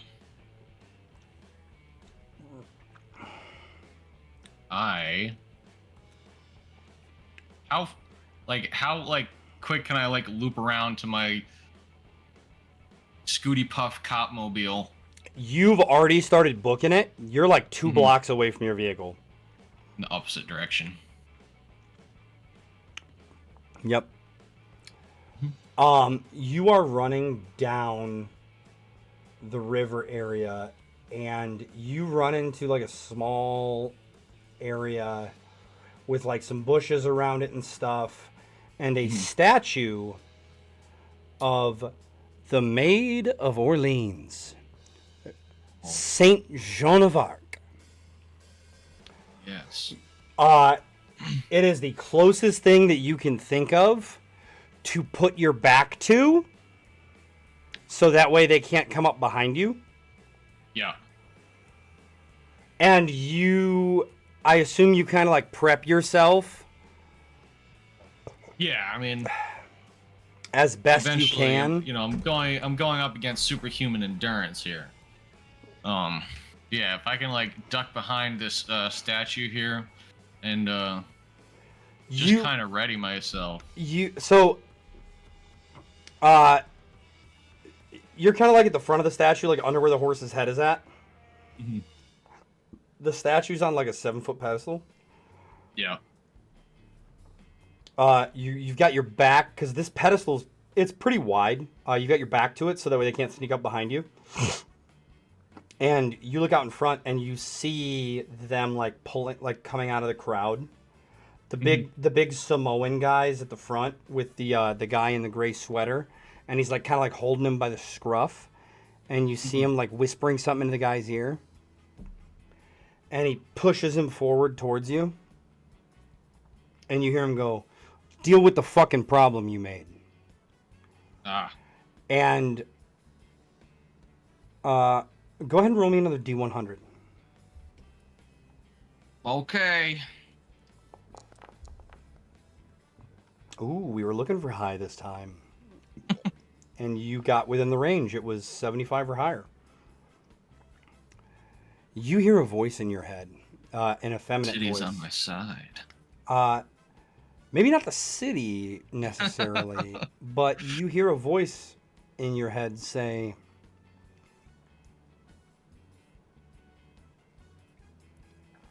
"Do you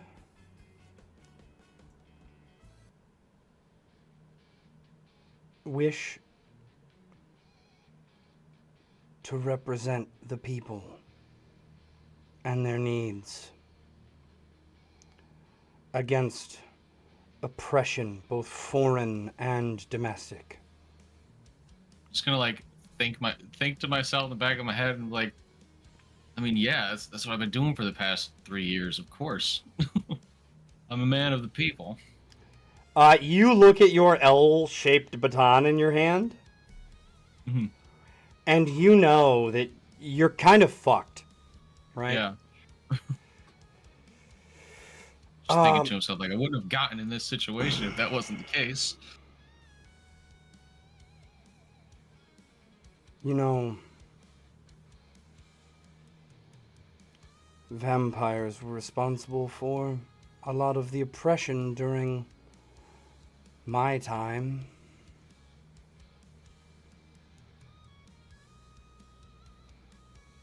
They've come a long way. Some things never change. It is a distinctly French accented voice in your head. Yeah. Which it's actually speaking in French. I'm going to add that to yours as well, because like your family's French. Like you would know French. Okay. As you look up, you see the sword at this statue's hip is kind of glowing a little bit and looks like you could probably pull it out. Like it looks like it's actually sheathed in the statue. Let's say 43 years in this town.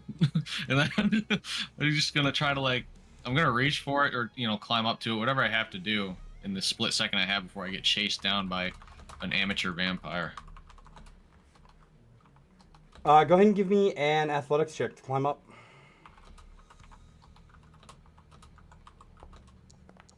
Oh, you mother...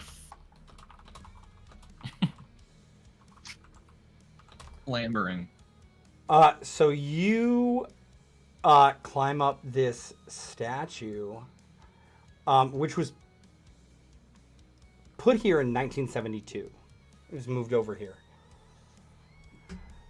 As the Maid of Orleans, which New Orleans is named after, because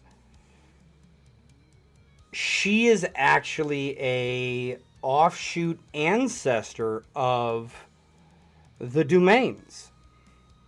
Oh, it's my 6th great aunt.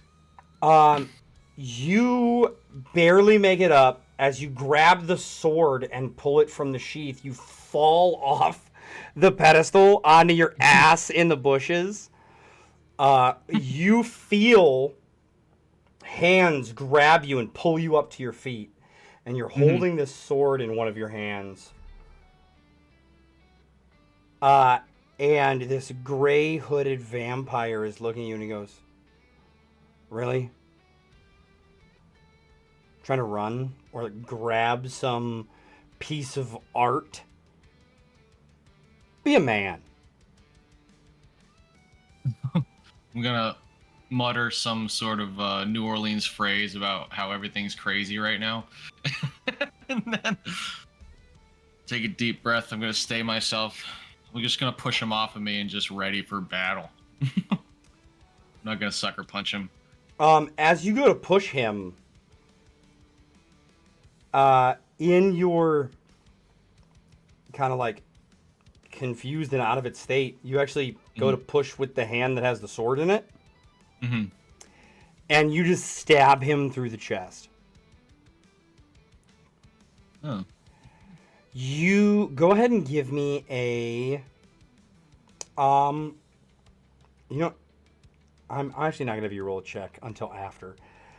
You see the blade glow brightly, and all of a sudden he just turns to ash. I just stare aghast, like horrified what the hell just happened. You feel this sense of duty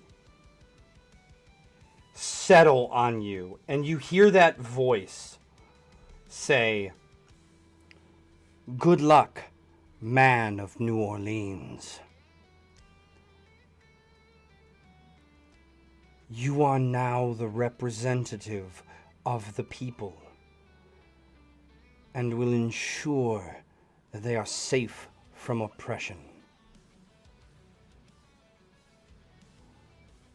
Hopefully it doesn't take 100 years." Okay. Yeah.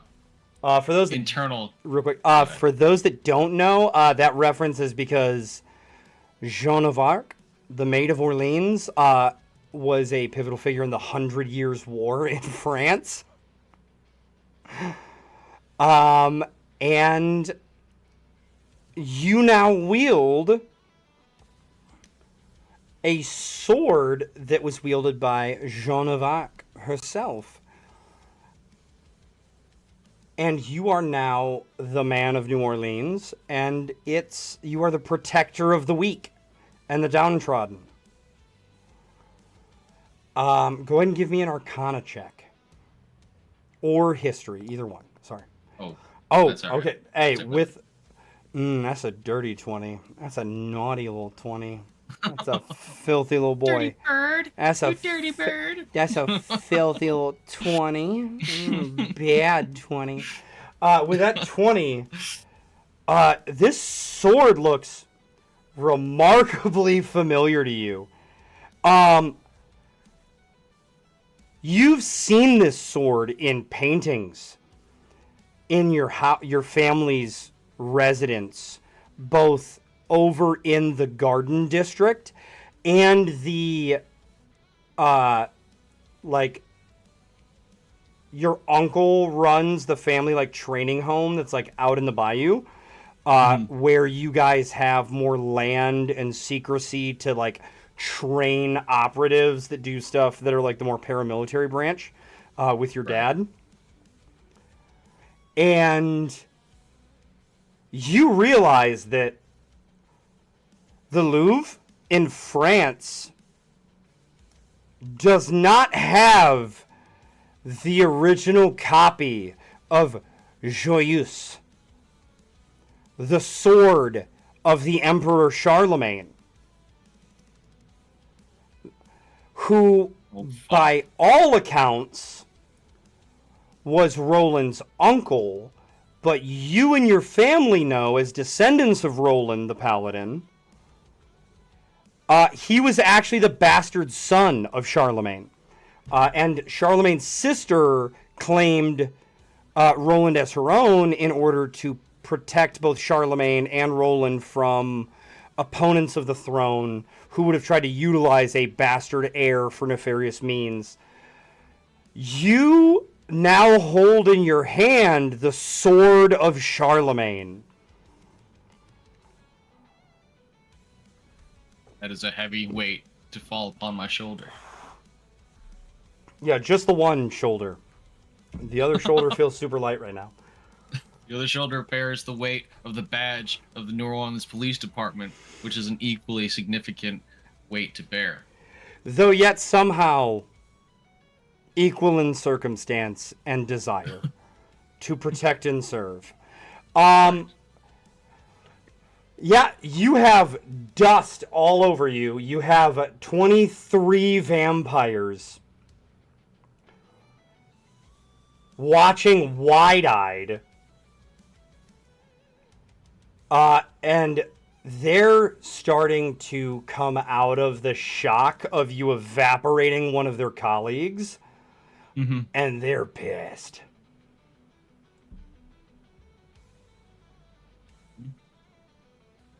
Second here.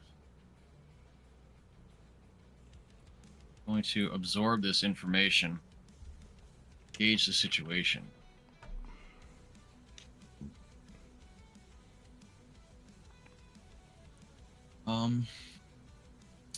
Yeah. Well, as I said before, I'm gonna yell out. Kind of, certainly internally conflicted at like his ethos that, you know, everybody has their right to live in New Orleans. You know what I mean? Not everybody here, not all, you know, creatures are out to get the human world, but also understanding that, I mean, this is a pretty legitimate charge that I've been born with, or bared with. Just gonna yell out, say, as I said before, I'm Officer Dubois, and I will uphold peace and order in this great city. The big Samoan guy looks at you and goes, "Fuck this guy! Kill his ass!" Yeah. And as the vampires advance towards you, you feel Swell? A growing swell? a presence. Go ahead and give me a perception check. Son of a... Every time it's important. You see, almost out of nowhere, a hand come around this big Samoan man and grab his throat and lift him into the air and like shift him to where the hand is like in front of itself, like no longer turned to where it's coming around him, but like turns him to face the owner of the hand. And you see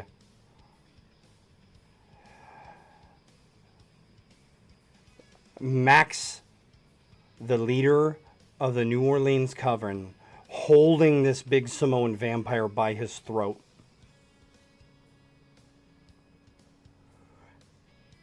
And he looks at you and goes, "I apologize for the inconvenience, Officer Dubois.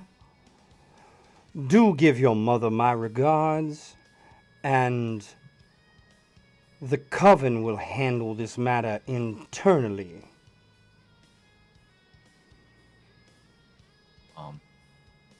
Always... Yeah, go ahead. As for you, my new friend, And you see him like lock eyes with this vampire who's like twice his size. Max is like 5'10". Very like elegantly thin. Mm-hmm. And you see a vermilion shine off of Max's eyes. And he goes, "The coven just got larger. However, we'll see if you last the night, boy." And he tosses him backwards where he falls on the ground. And he's kind of like helped up by two other vampires. And you notice that like they are matched man for man, if not more, by members of the New Orleans Coven. Excellent. You see Andrea standing off to the side. Max nods and melts into shadow. And the Coven kind of polices up these out-of-towners and starts to shepherd them away. You do see on the fringes some of the vampires like using their hypnotic powers to get regulars to go the fuck away and pretend they never saw shit. Right.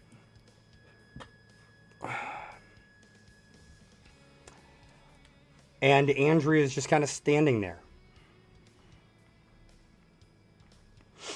What's the expression she's wearing? Go ahead and give me an insight check. Love to do that. Probably a 3. Oh, that's the expression. The music shifted. Andrea looks very much like she feels guilty. You can tell that she wasn't trying to... Like, obviously 7 was not the right number. Right. If you had gotten a higher check on your persuasion when you complimented her hair, she would have given you the real number. That bitch. No, your comment came across as disingenuous. Yeah. You sounded like you were still being a dick. She looks guilty, and there's also like a level of like happiness that you're safe and that you're okay. Mm-hmm.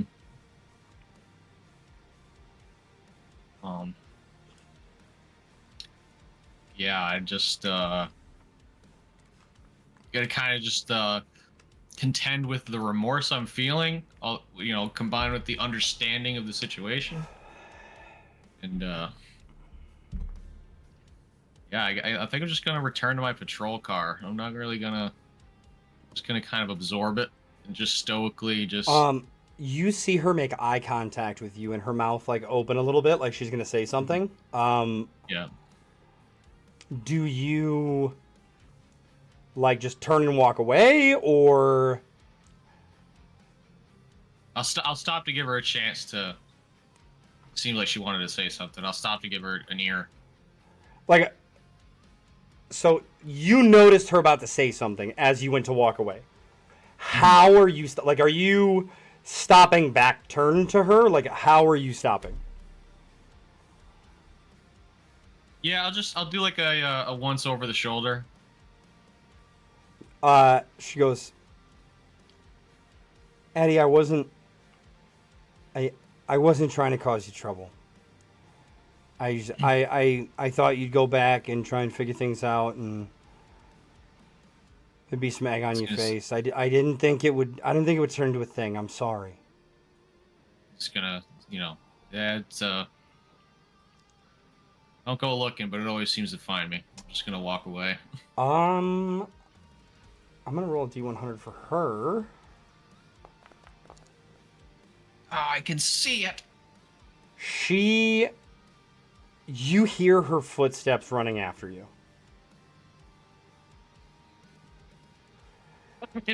I'm not like running away from her, but I'm not gonna like turn around. Yeah, but she wasn't close, right? And you're not turning around, and so Right.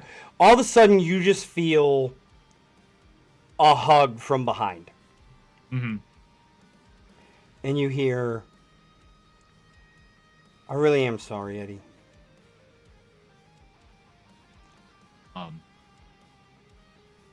Just stop, just kind of like pat her hands, wherever she's like got me. Be like, it's all right, Andrew. You it's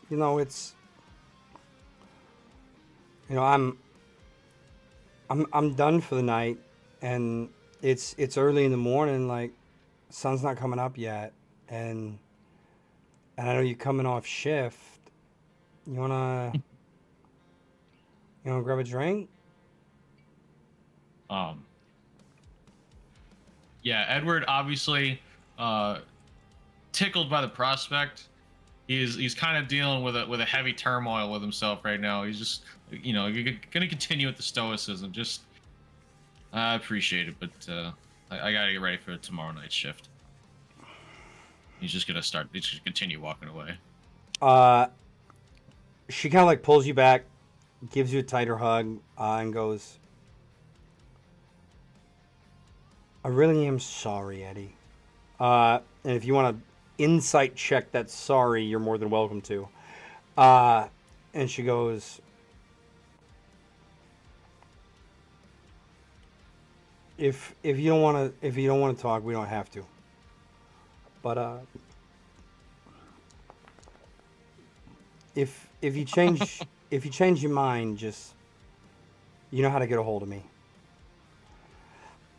She lets you go, and she fades off into the night. With a 19, you can tell that she was apologizing for more than just tonight. Yeah. Yep. Good enough. Good enough. So you head back to your patrol car. It is morning. And as you enter the precinct to turn your stuff in,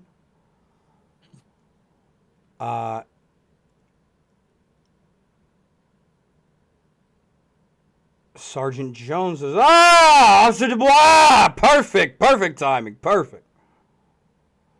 Want you to meet your new rookie. Before we get into that, what did I do with this 4-foot-long sword? So like, as you walked way back to your patrol car,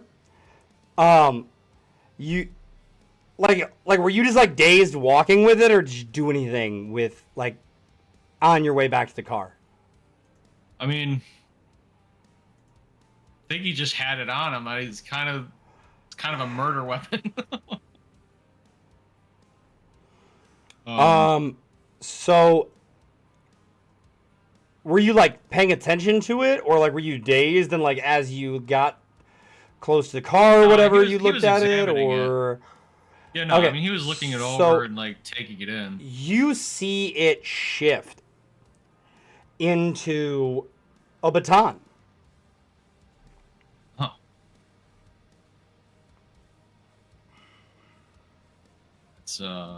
That's a fancy piece of magic. Probably not something he's unheard of, but So like you see it as a sword. However, being human and knowing about the veil, you're able to like catch glimpses of what regulars see magical things or people as. gotcha. Like Tony looks like just a big shady, like block, meatball. like big ugly block-headed guy. Yeah. This, you realize to passerbyers, this looks like you're just walking down the street with your baton and a confused expression on your face, and you might actually wind up getting a call back to the precinct about a cop walking around with his baton out looking irritated. Yeah. Yeah. Yeah, I'm trained to see both sides of the veil. All right, then. Well, if that's the case, then I don't know if I was able to get the sheath off of the statue or if I just have the sword. So if I just have the sword, then yeah, I'm just have it in my hand because I'm not gonna put it on my belt. So you're go ahead and give me another Arcana check. No. Bad. You see like magic from the sword like bleeding over to the holster where your baton used to be on your hip, and you see it like shift into a sheath. Gotcha. But you also still see that it looks like a baton holster to the naked eye. Right. And so you sheathing the sword makes it look like you're putting the baton away. Okay. And as soon as I realize that, I definitely do so. Okay. So baton's away. You make your way back to the precinct. And Sergeant Jones tells you, hey, come meet your new rookie. I kind of shudder at the thought. What were the conditions under which I lost my previous partner? He retired. He was old. Okay. Did you see the photo that was put up? Yep, I see it. So that is Thomas Graves. He's too pretty for the police. And you know that young, and to you young, right? Because this man is in his early 20s. And you immediately, upon seeing him, realize who this is. Because a month and a half, 2 months ago, there was a story that broke about Thomas Graves, the tight end from Louisiana State University, who was supposed to go first round in the draft, opting out of the draft to join the New Orleans Police Department. Muttered to himself, oh my God, kid, I thought it was just a rumor. What are you doing here? But just to himself. Thomas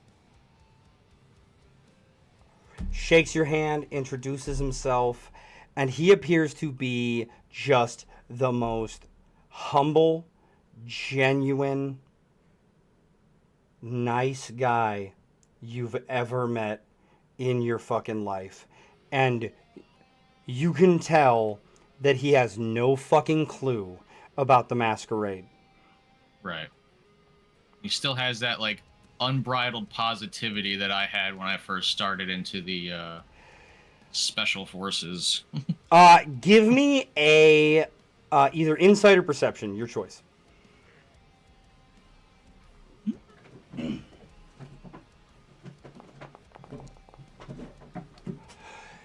There's something there underneath that naivety and optimism. There's something. Okay. You're not sure what it is, but there's something there. Something like I almost see like a spark of potential, or just like there's something deeper to him. There's more to this guy. Like, obviously, like, he's fit, he's nice, he's positive. You see just people around the precinct as you're watching him, like, gravitating towards him and, like, talking to him, and, like, they're just happy to be around him. Like, whereas you are calculating street smarts, this guy is natural personability and charisma. Gotcha. He's got a gravity to him. People wanna like this guy. It's easy to like this guy. He's just a genuinely good guy. Okay. There's a lot of law enforcement potential there, especially like you feel the sword at your side humming almost in this guy's presence. Yeah, I can picture my sword humming in this guy's presence. That's crazy. So Crazy you would say that. so can one of your party members in their notebook. Uh, when you watch this, Sav, we're talking about you and those drawings you've been making about the two police officers that kiss. But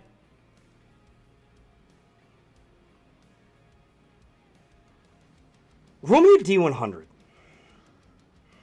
Yes, sir. That's the wrong button. Middle. This one. Middle. Holy fuck. Ooh, doesn't get much more middle. Fuck. You all of a sudden feel and like almost see a similar instance of your ancestor, Charlemagne.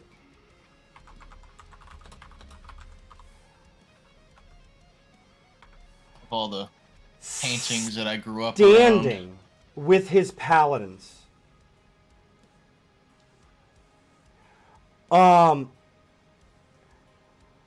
One that you remember to be Archbishop Turpin.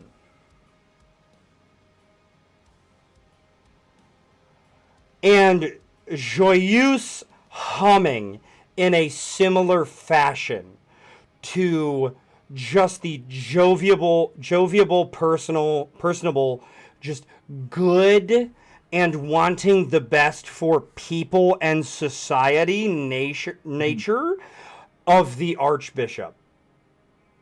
Gotcha. This kid vibes with positivity. This kid is a good person. If he had been born during the time of your ancestor Charlemagne, he would have been anointed one of the 12 paladins. Right, like no doubt. Yes. And that is a lot more than I was going to give you. You also feel with a 53 on a desired 50. That means you are within 6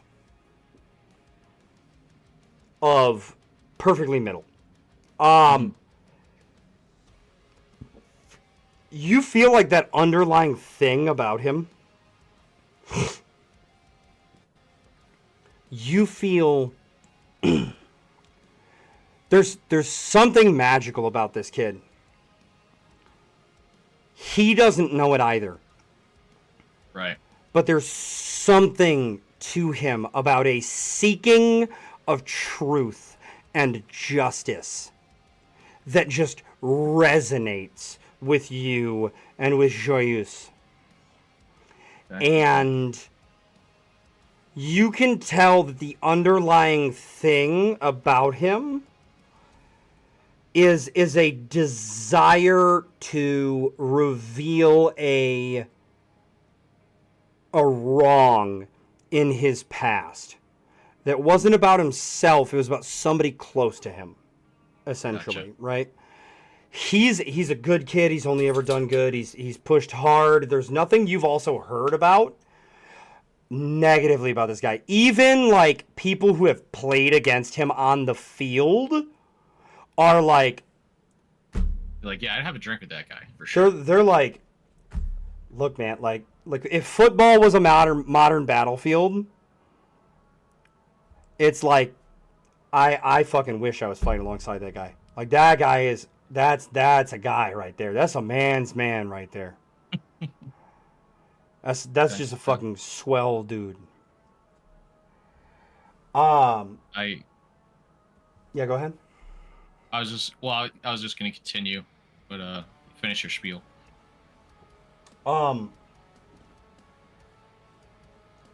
Obviously your shift's ending. He's doing in processing and stuff, so he has other shit he has to go do.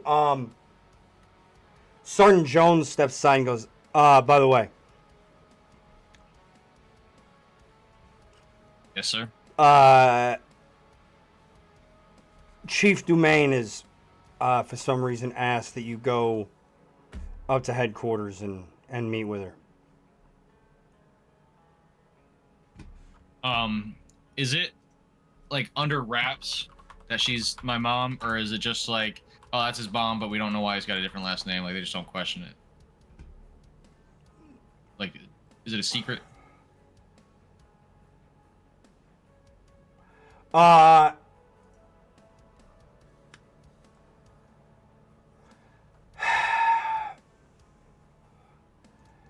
It's not really relevant to how I would play the situation, but I just want the background. Like, obviously, to anyone who looked into your background, they would know that. Well, how secretive were you and the family about your name switch, do you think? Like, how well did they hide it? I think it was just kind of the thing, like, it probably, it doesn't even necessarily have to have been that long ago either. Just the kind of thing where I just wanted to be disassociated from, like, them and, like, how frequently people stumble into other domains within, like, civil service and just, like official positions and stuff like that. So let me put it this way. You have been on the force long enough to where you recently, because we were talking about like,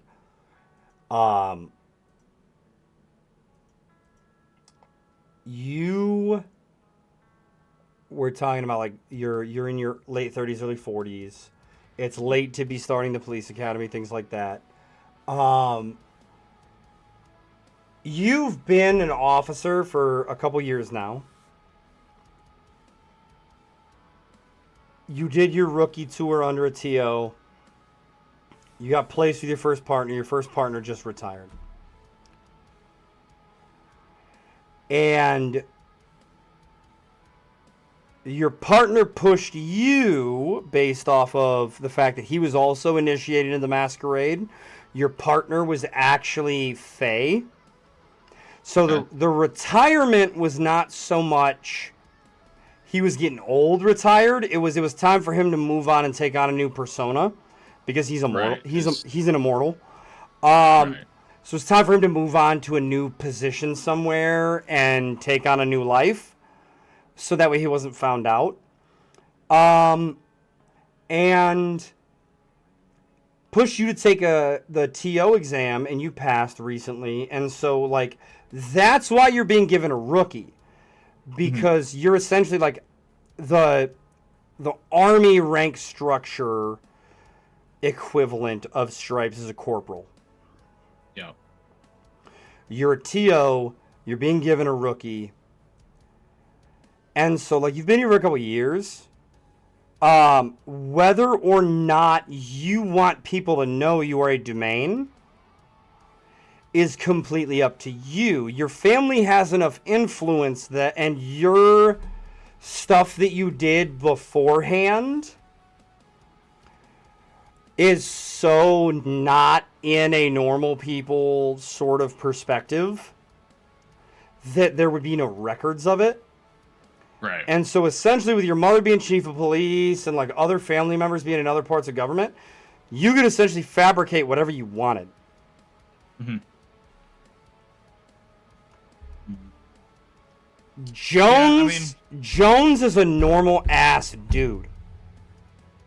He's actually the first normal dude to be a sergeant at the 8th precinct since the 8th precinct was opened.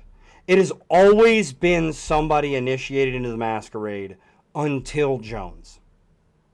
Gotcha.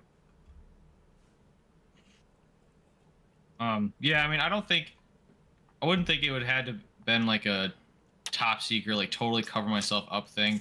Like I said, I think it was mostly just, when he, turned 18 or whatever, he wanted to just sort of isolate himself from the family reputation. So it's not so much that he totally tried to bury his, whatever past he might have had that, just kind of, he didn't want to rely and fall back on the family name kind of thing. Be able to just... Then, like I said, you and your dad, and we'll talk about this off screen a little bit, so I can give you some more information on it now that I've like figured some stuff out.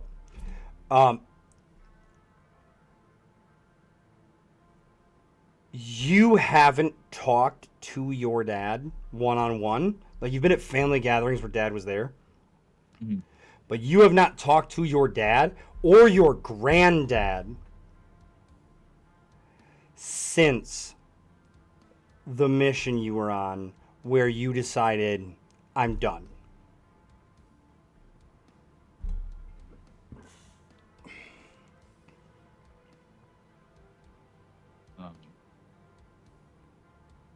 Yeah.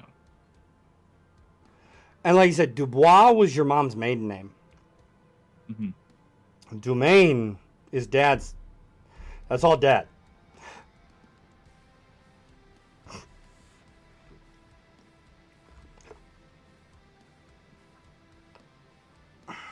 Yeah. Well,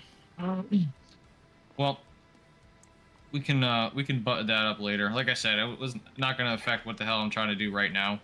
All right, that's, I think for the purpose of conversation. I was giving additional information for you to try and decide, like, how layered you wanted your persona with the police department to be with other regular cops. Yeah. I don't think any of them know, I guess. Like, they don't know the family relation then.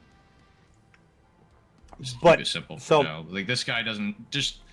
The initial question being that this guy does not know that she's my mom. Okay, so I think like what I'm gathering then is non-Masquerade understanding officers do not know that you are a Dumaine by blood. Right. But anyone who knows anything and has been initiated into the Masquerade knows Eddie Dubois used to be Eddie Dumaine. And Eddie Dumaine has a long history in this city of doing other shit. Right. Yeah. Pretty much what it's basically what I'm going for was just like... Okay. So that way he could just reassimilate into just casual civilian life without... Which has been going well the last, like, 3 to 5 years, right? However, tonight makes it seem like maybe that's not something that you can really do. Right. With it. So, Bam, you have that question answered after a lot of discussion. Sorry for that. So what do you do?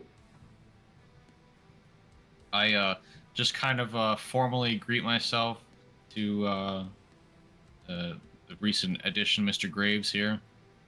Okay. Kind of feeling my my apprehension at having to like retrain or like relearn a new partner. Just something about him is just vibing with Eddie. And then so like Eddie does know that this dude's not smart. Yeah. Like Eddie's gonna have to look out for this guy. Like this guy is too nice for his own good. Right, like big himbo energy. Yes. To put it this way, the player who's playing this character said, I'm gonna read you off word for word what he said, and I'm probably gonna clip this and post it as a YouTube short because it's so fucking funny. He said, "Here's my thanks for this campaign. Former football player, now a cop, still well-built body, character personality, Hibbo, Hibbo / golden retriever." I said, you know it's spelt and pronounced him-bo, himbo. It auto-corrected, Your Honor. Hibbo, Hibbo, isn't a word. ... It physically couldn't have auto-corrected, Red. I may be stupid. So the character matches the player. The player is a young guy. Which, once you view this episode, if you do come back and view it, Red, congratulations on your graduation. We're all happy and proud of you. We've known you for a few years. And hopefully Good job, Red. You are going to enjoy working with Zippy, here, slash Officer Dubois, as your mentor, and we will see where that goes. The two of you, in modern times, have already met Miss Harper. But we will get to that a few sessions from now. In one of our other prequel episodes, where you guys respond to a call of a breaking and entering at Tulane University for Professor Coates and his office in the History and Archaeology Department, where you meet Professor Coates and Miss Harper. However, you are, greeting your rookie, showing him around a little bit before you get off shift. You know that he needs to go back, meet with the sergeant, do a lot of in-processing stuff. You've been told Mother Dear wishes to meet with you, most likely about the events of last night. Yeah. Are we going to bed, or are we going to see Mom? You can go talk to Mom. Okay, so we head to headquarters. Nervous the whole way.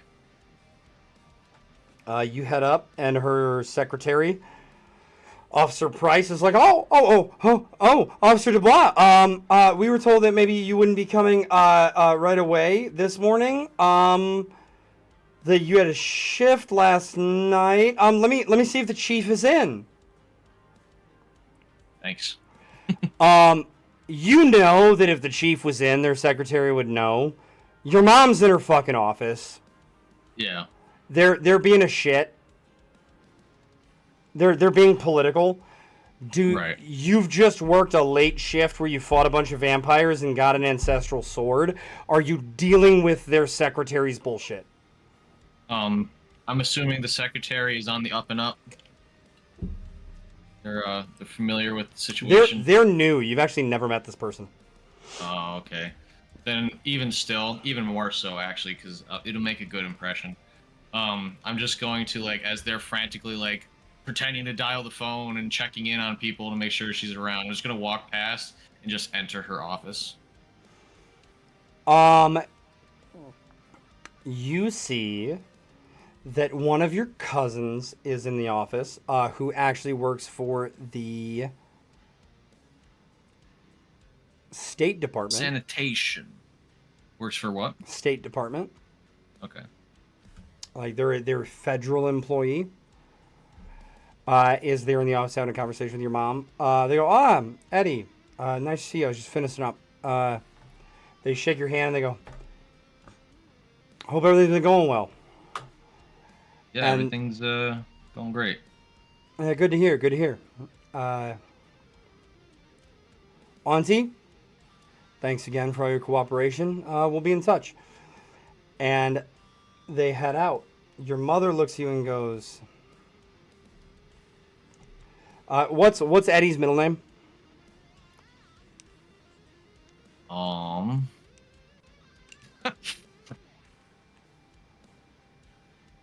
Or do you want to just throw something out there? I'm thinking. I think Beauregard. I was about to say I think Charles is good because of Charlemagne, because he was Charles the Great. True. Yeah, that works. I like it. Roll it.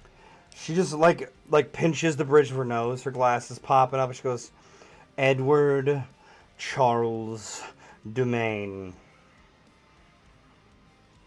What the fuck happened last night? Oh. Well. And she cuts you off and she goes, and what the fuck is that? And she points at Joyeuse on your hip. Oh, yeah.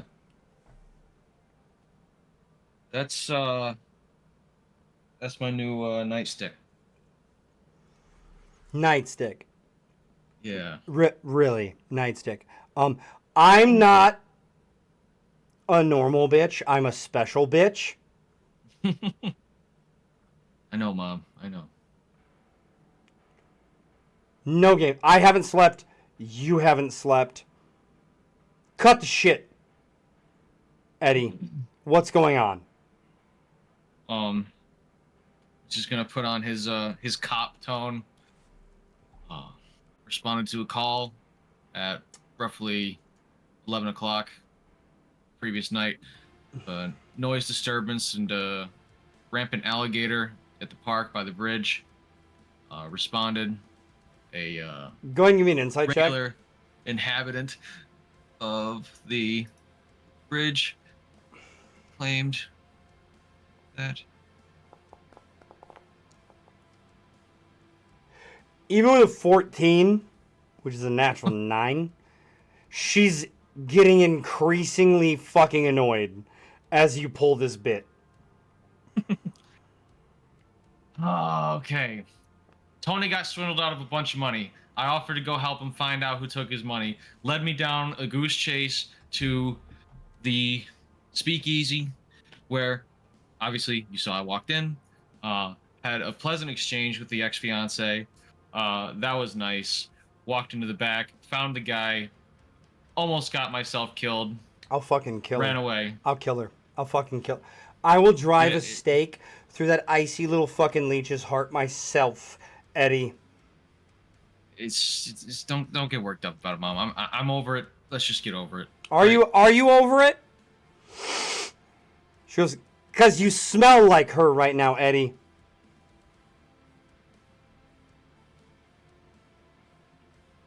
There was an incident at the park.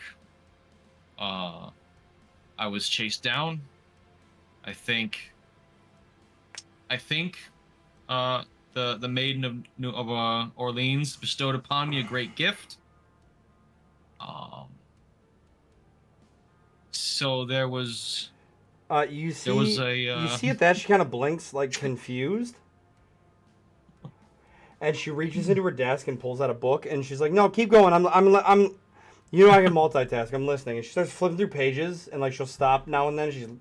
She'll like read them, and she'll like mumble to herself. Yeah. So yeah, I'm just gonna cut to the chase, Mom. I killed a strange vampire last night. He was a stray. Max showed up just in time, saved my ass. Kind of absorbed about 23 other vampires that I didn't get the chance to let kill me.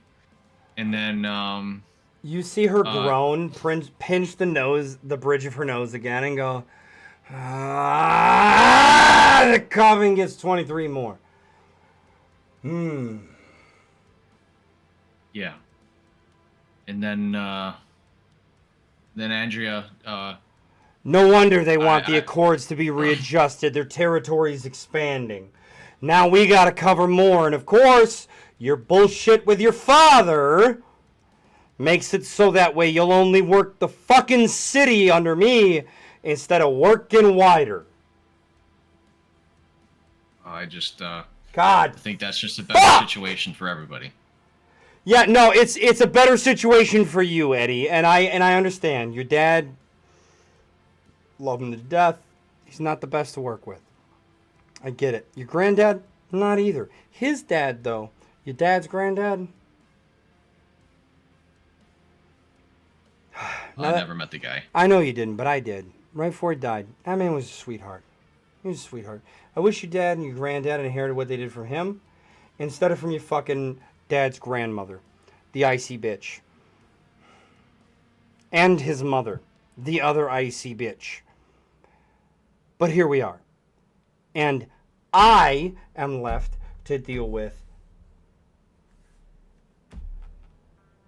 all of this bullshit inside the city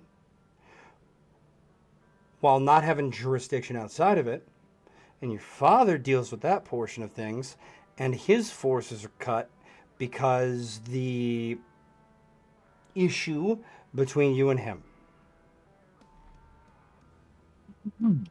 To the point where, Edward,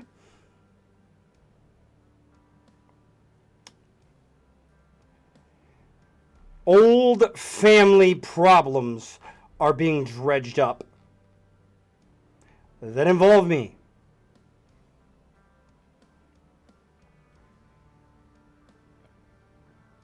Well, you know, the last thing I want to do is put more on your plate, you know? I'm alive. so that's good. Yeah, Still here. your granddad can't stop asking, really 2 sons and a daughter, that's it? Is there something wrong with her? I'll be honest with you, Mom. I don't know if I could handle another brother, so I thank you for that. Yeah, I didn't want to push any more you big-headed fucks out of my vagina anyways. That's disgusting. She pulls a bottle of desk whiskey out and takes a shot. And not from a glass, it's just like a pull off the bottle.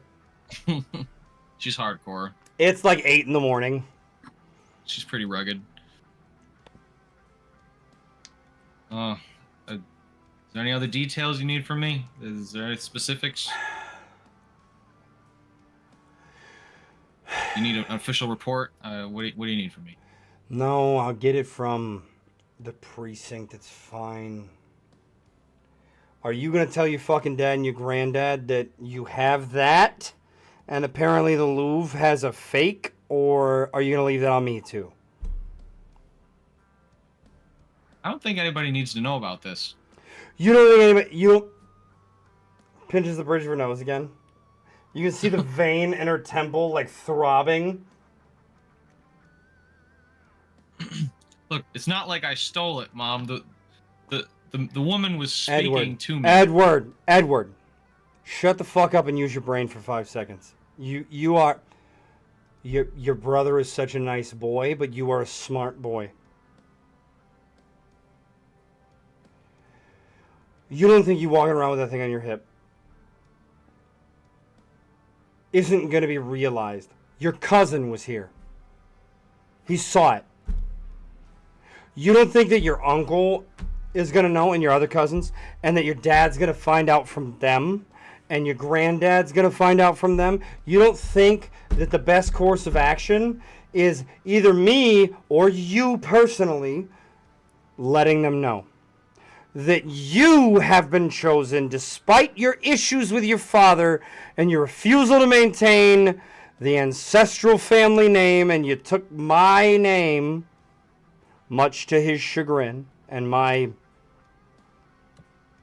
comedic relief. You don't think that's going to be a problem?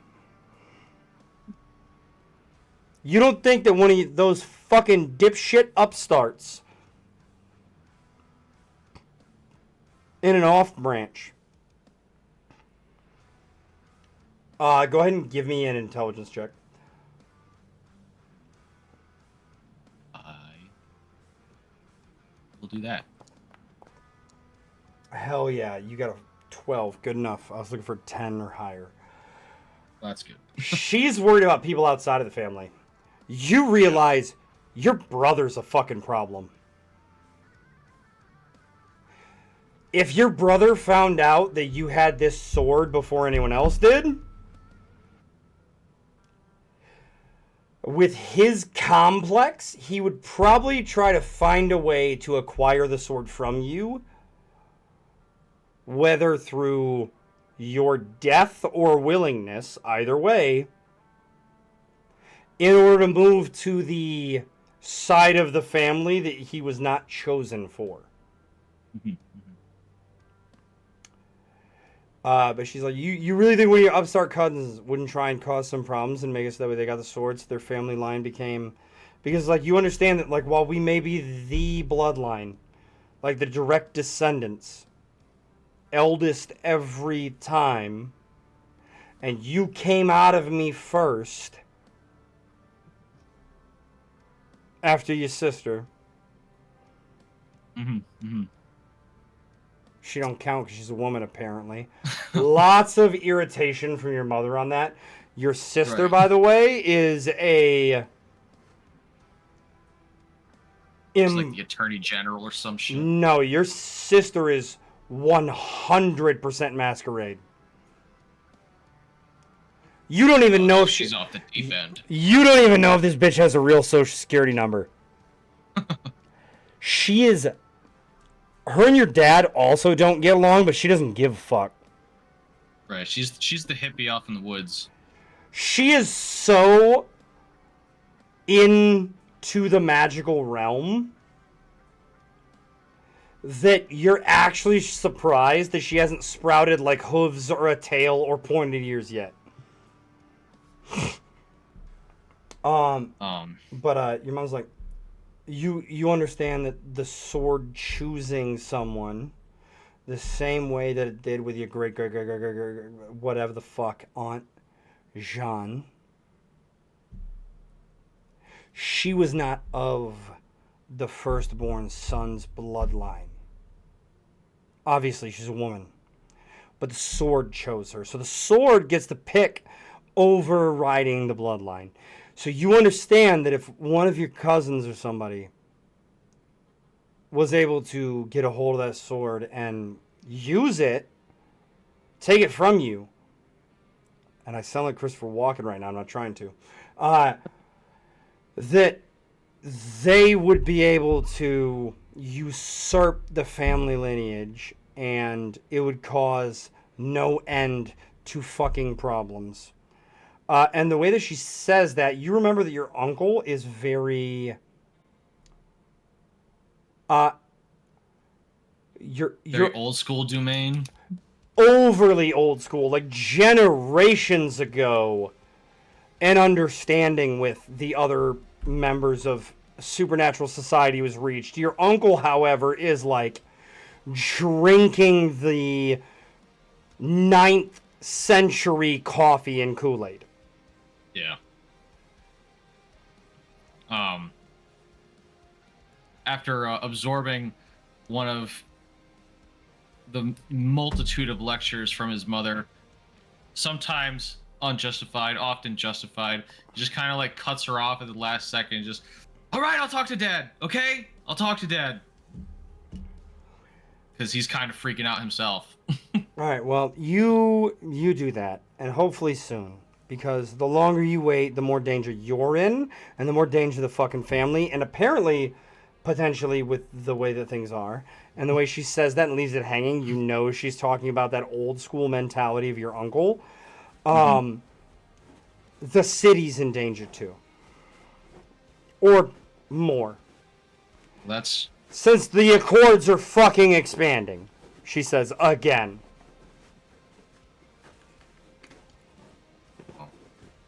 I'll leave the politics to you. I just... Well, you say that, but you are the heir apparent of the Emperor Charlemagne and the Maid of Orleans. You are,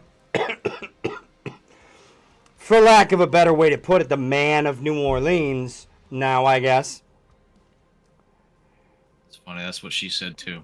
Yeah, crazy. It's almost like woman's intuition. But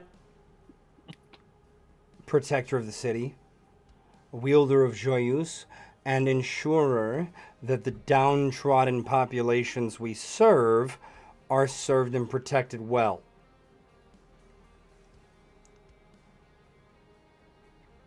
That's me. Which is crazy, because you would have thought that Durandal would have shown up by now, but instead it's Joyeuse. Hearing her talk about Durandal, you know that that was the equally almost, and I say almost because it was slightly less, because one was the sword of the Emperor Charlemagne, but the sword Durandal was the sword of Roland, the bastard son of Charlemagne that your line is descended from. Durandal was his sword, which has been lost to the ages. Yeah, well, you know what? Maybe that one's out there for Andrew. Who knows? Maybe he'll get his shot. She goes, I'm actually getting kind of fucking tired of you bastard-ass fucking brother. And I don't say bastard the same way that our ancestor was a bastard. I say bastard because he's a fuck. This is a shock. Yeah. This is a shock. Your mom saying this is a fucking shock. Your brothers decided... Your brothers decided that being a cop, helping the city and helping me isn't enough for him, and he's sucking your dad's dick more than I do. Okay. Metaphorically to literally speaking. That's he's not Andrew. he's not actually putting it in his mouth, but like The way he talks, you'd think he was. Kind of with his mouth full, like he's chewing on marbles. He's chewing on something these days. That motherfucker's gonna piss me off. And then I'm gonna be left here, all by myself. Because your sister is some kind of French fucking American Southern fucking assassin of magical creatures. You are apparently the heir of Charlemagne, and your brother is a fuck. And so that leaves me, chief of police, dealing with the politics of the city and the family politics and bullshit, which are half one and the fucking same, and dealing with just the family bullshit and the masquerade, and then the masquerade politics, and I love it. I love it so much. And I love you, sweetie. And she reaches up and she pinches your cheek and she goes, I really do. But I honestly need you to get the fuck out of my office so I can take a deep breath and relax, because seeing you in that fucking sword is stressing me out. I'll find something to do with it. Yeah, all right. I'll go talk to Dad. And you head off, and you feel the weight of the night. Like, it is now like almost 10 o'clock in the morning. You are tired. Yeah. So do you head home, or do you head home? I'm gonna go home for the night. Or the day. Definitely not gonna go talk to Dad right now. That's gonna require like 24 hours of rest and a couple stout drinks. You head to your apartment. You bed down, because you know that in 8 hours or less, you've got another shift ahead of you, and you got a new rookie to train, as well as a conversation with your dad. And if it's a conversation of this magnitude, maybe with your granddad.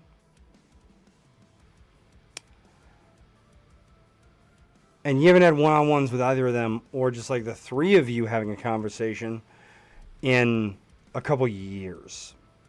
So you're going to have to prepare yourself. And you head to the apartment, which you see. Very nice studio loft.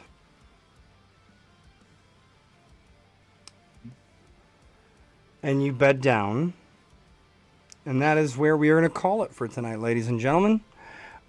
See us next time as we delve into some of the first episodes of Officers Graves and Dubois, buddy cop duo figuring out crime in the French Quarter.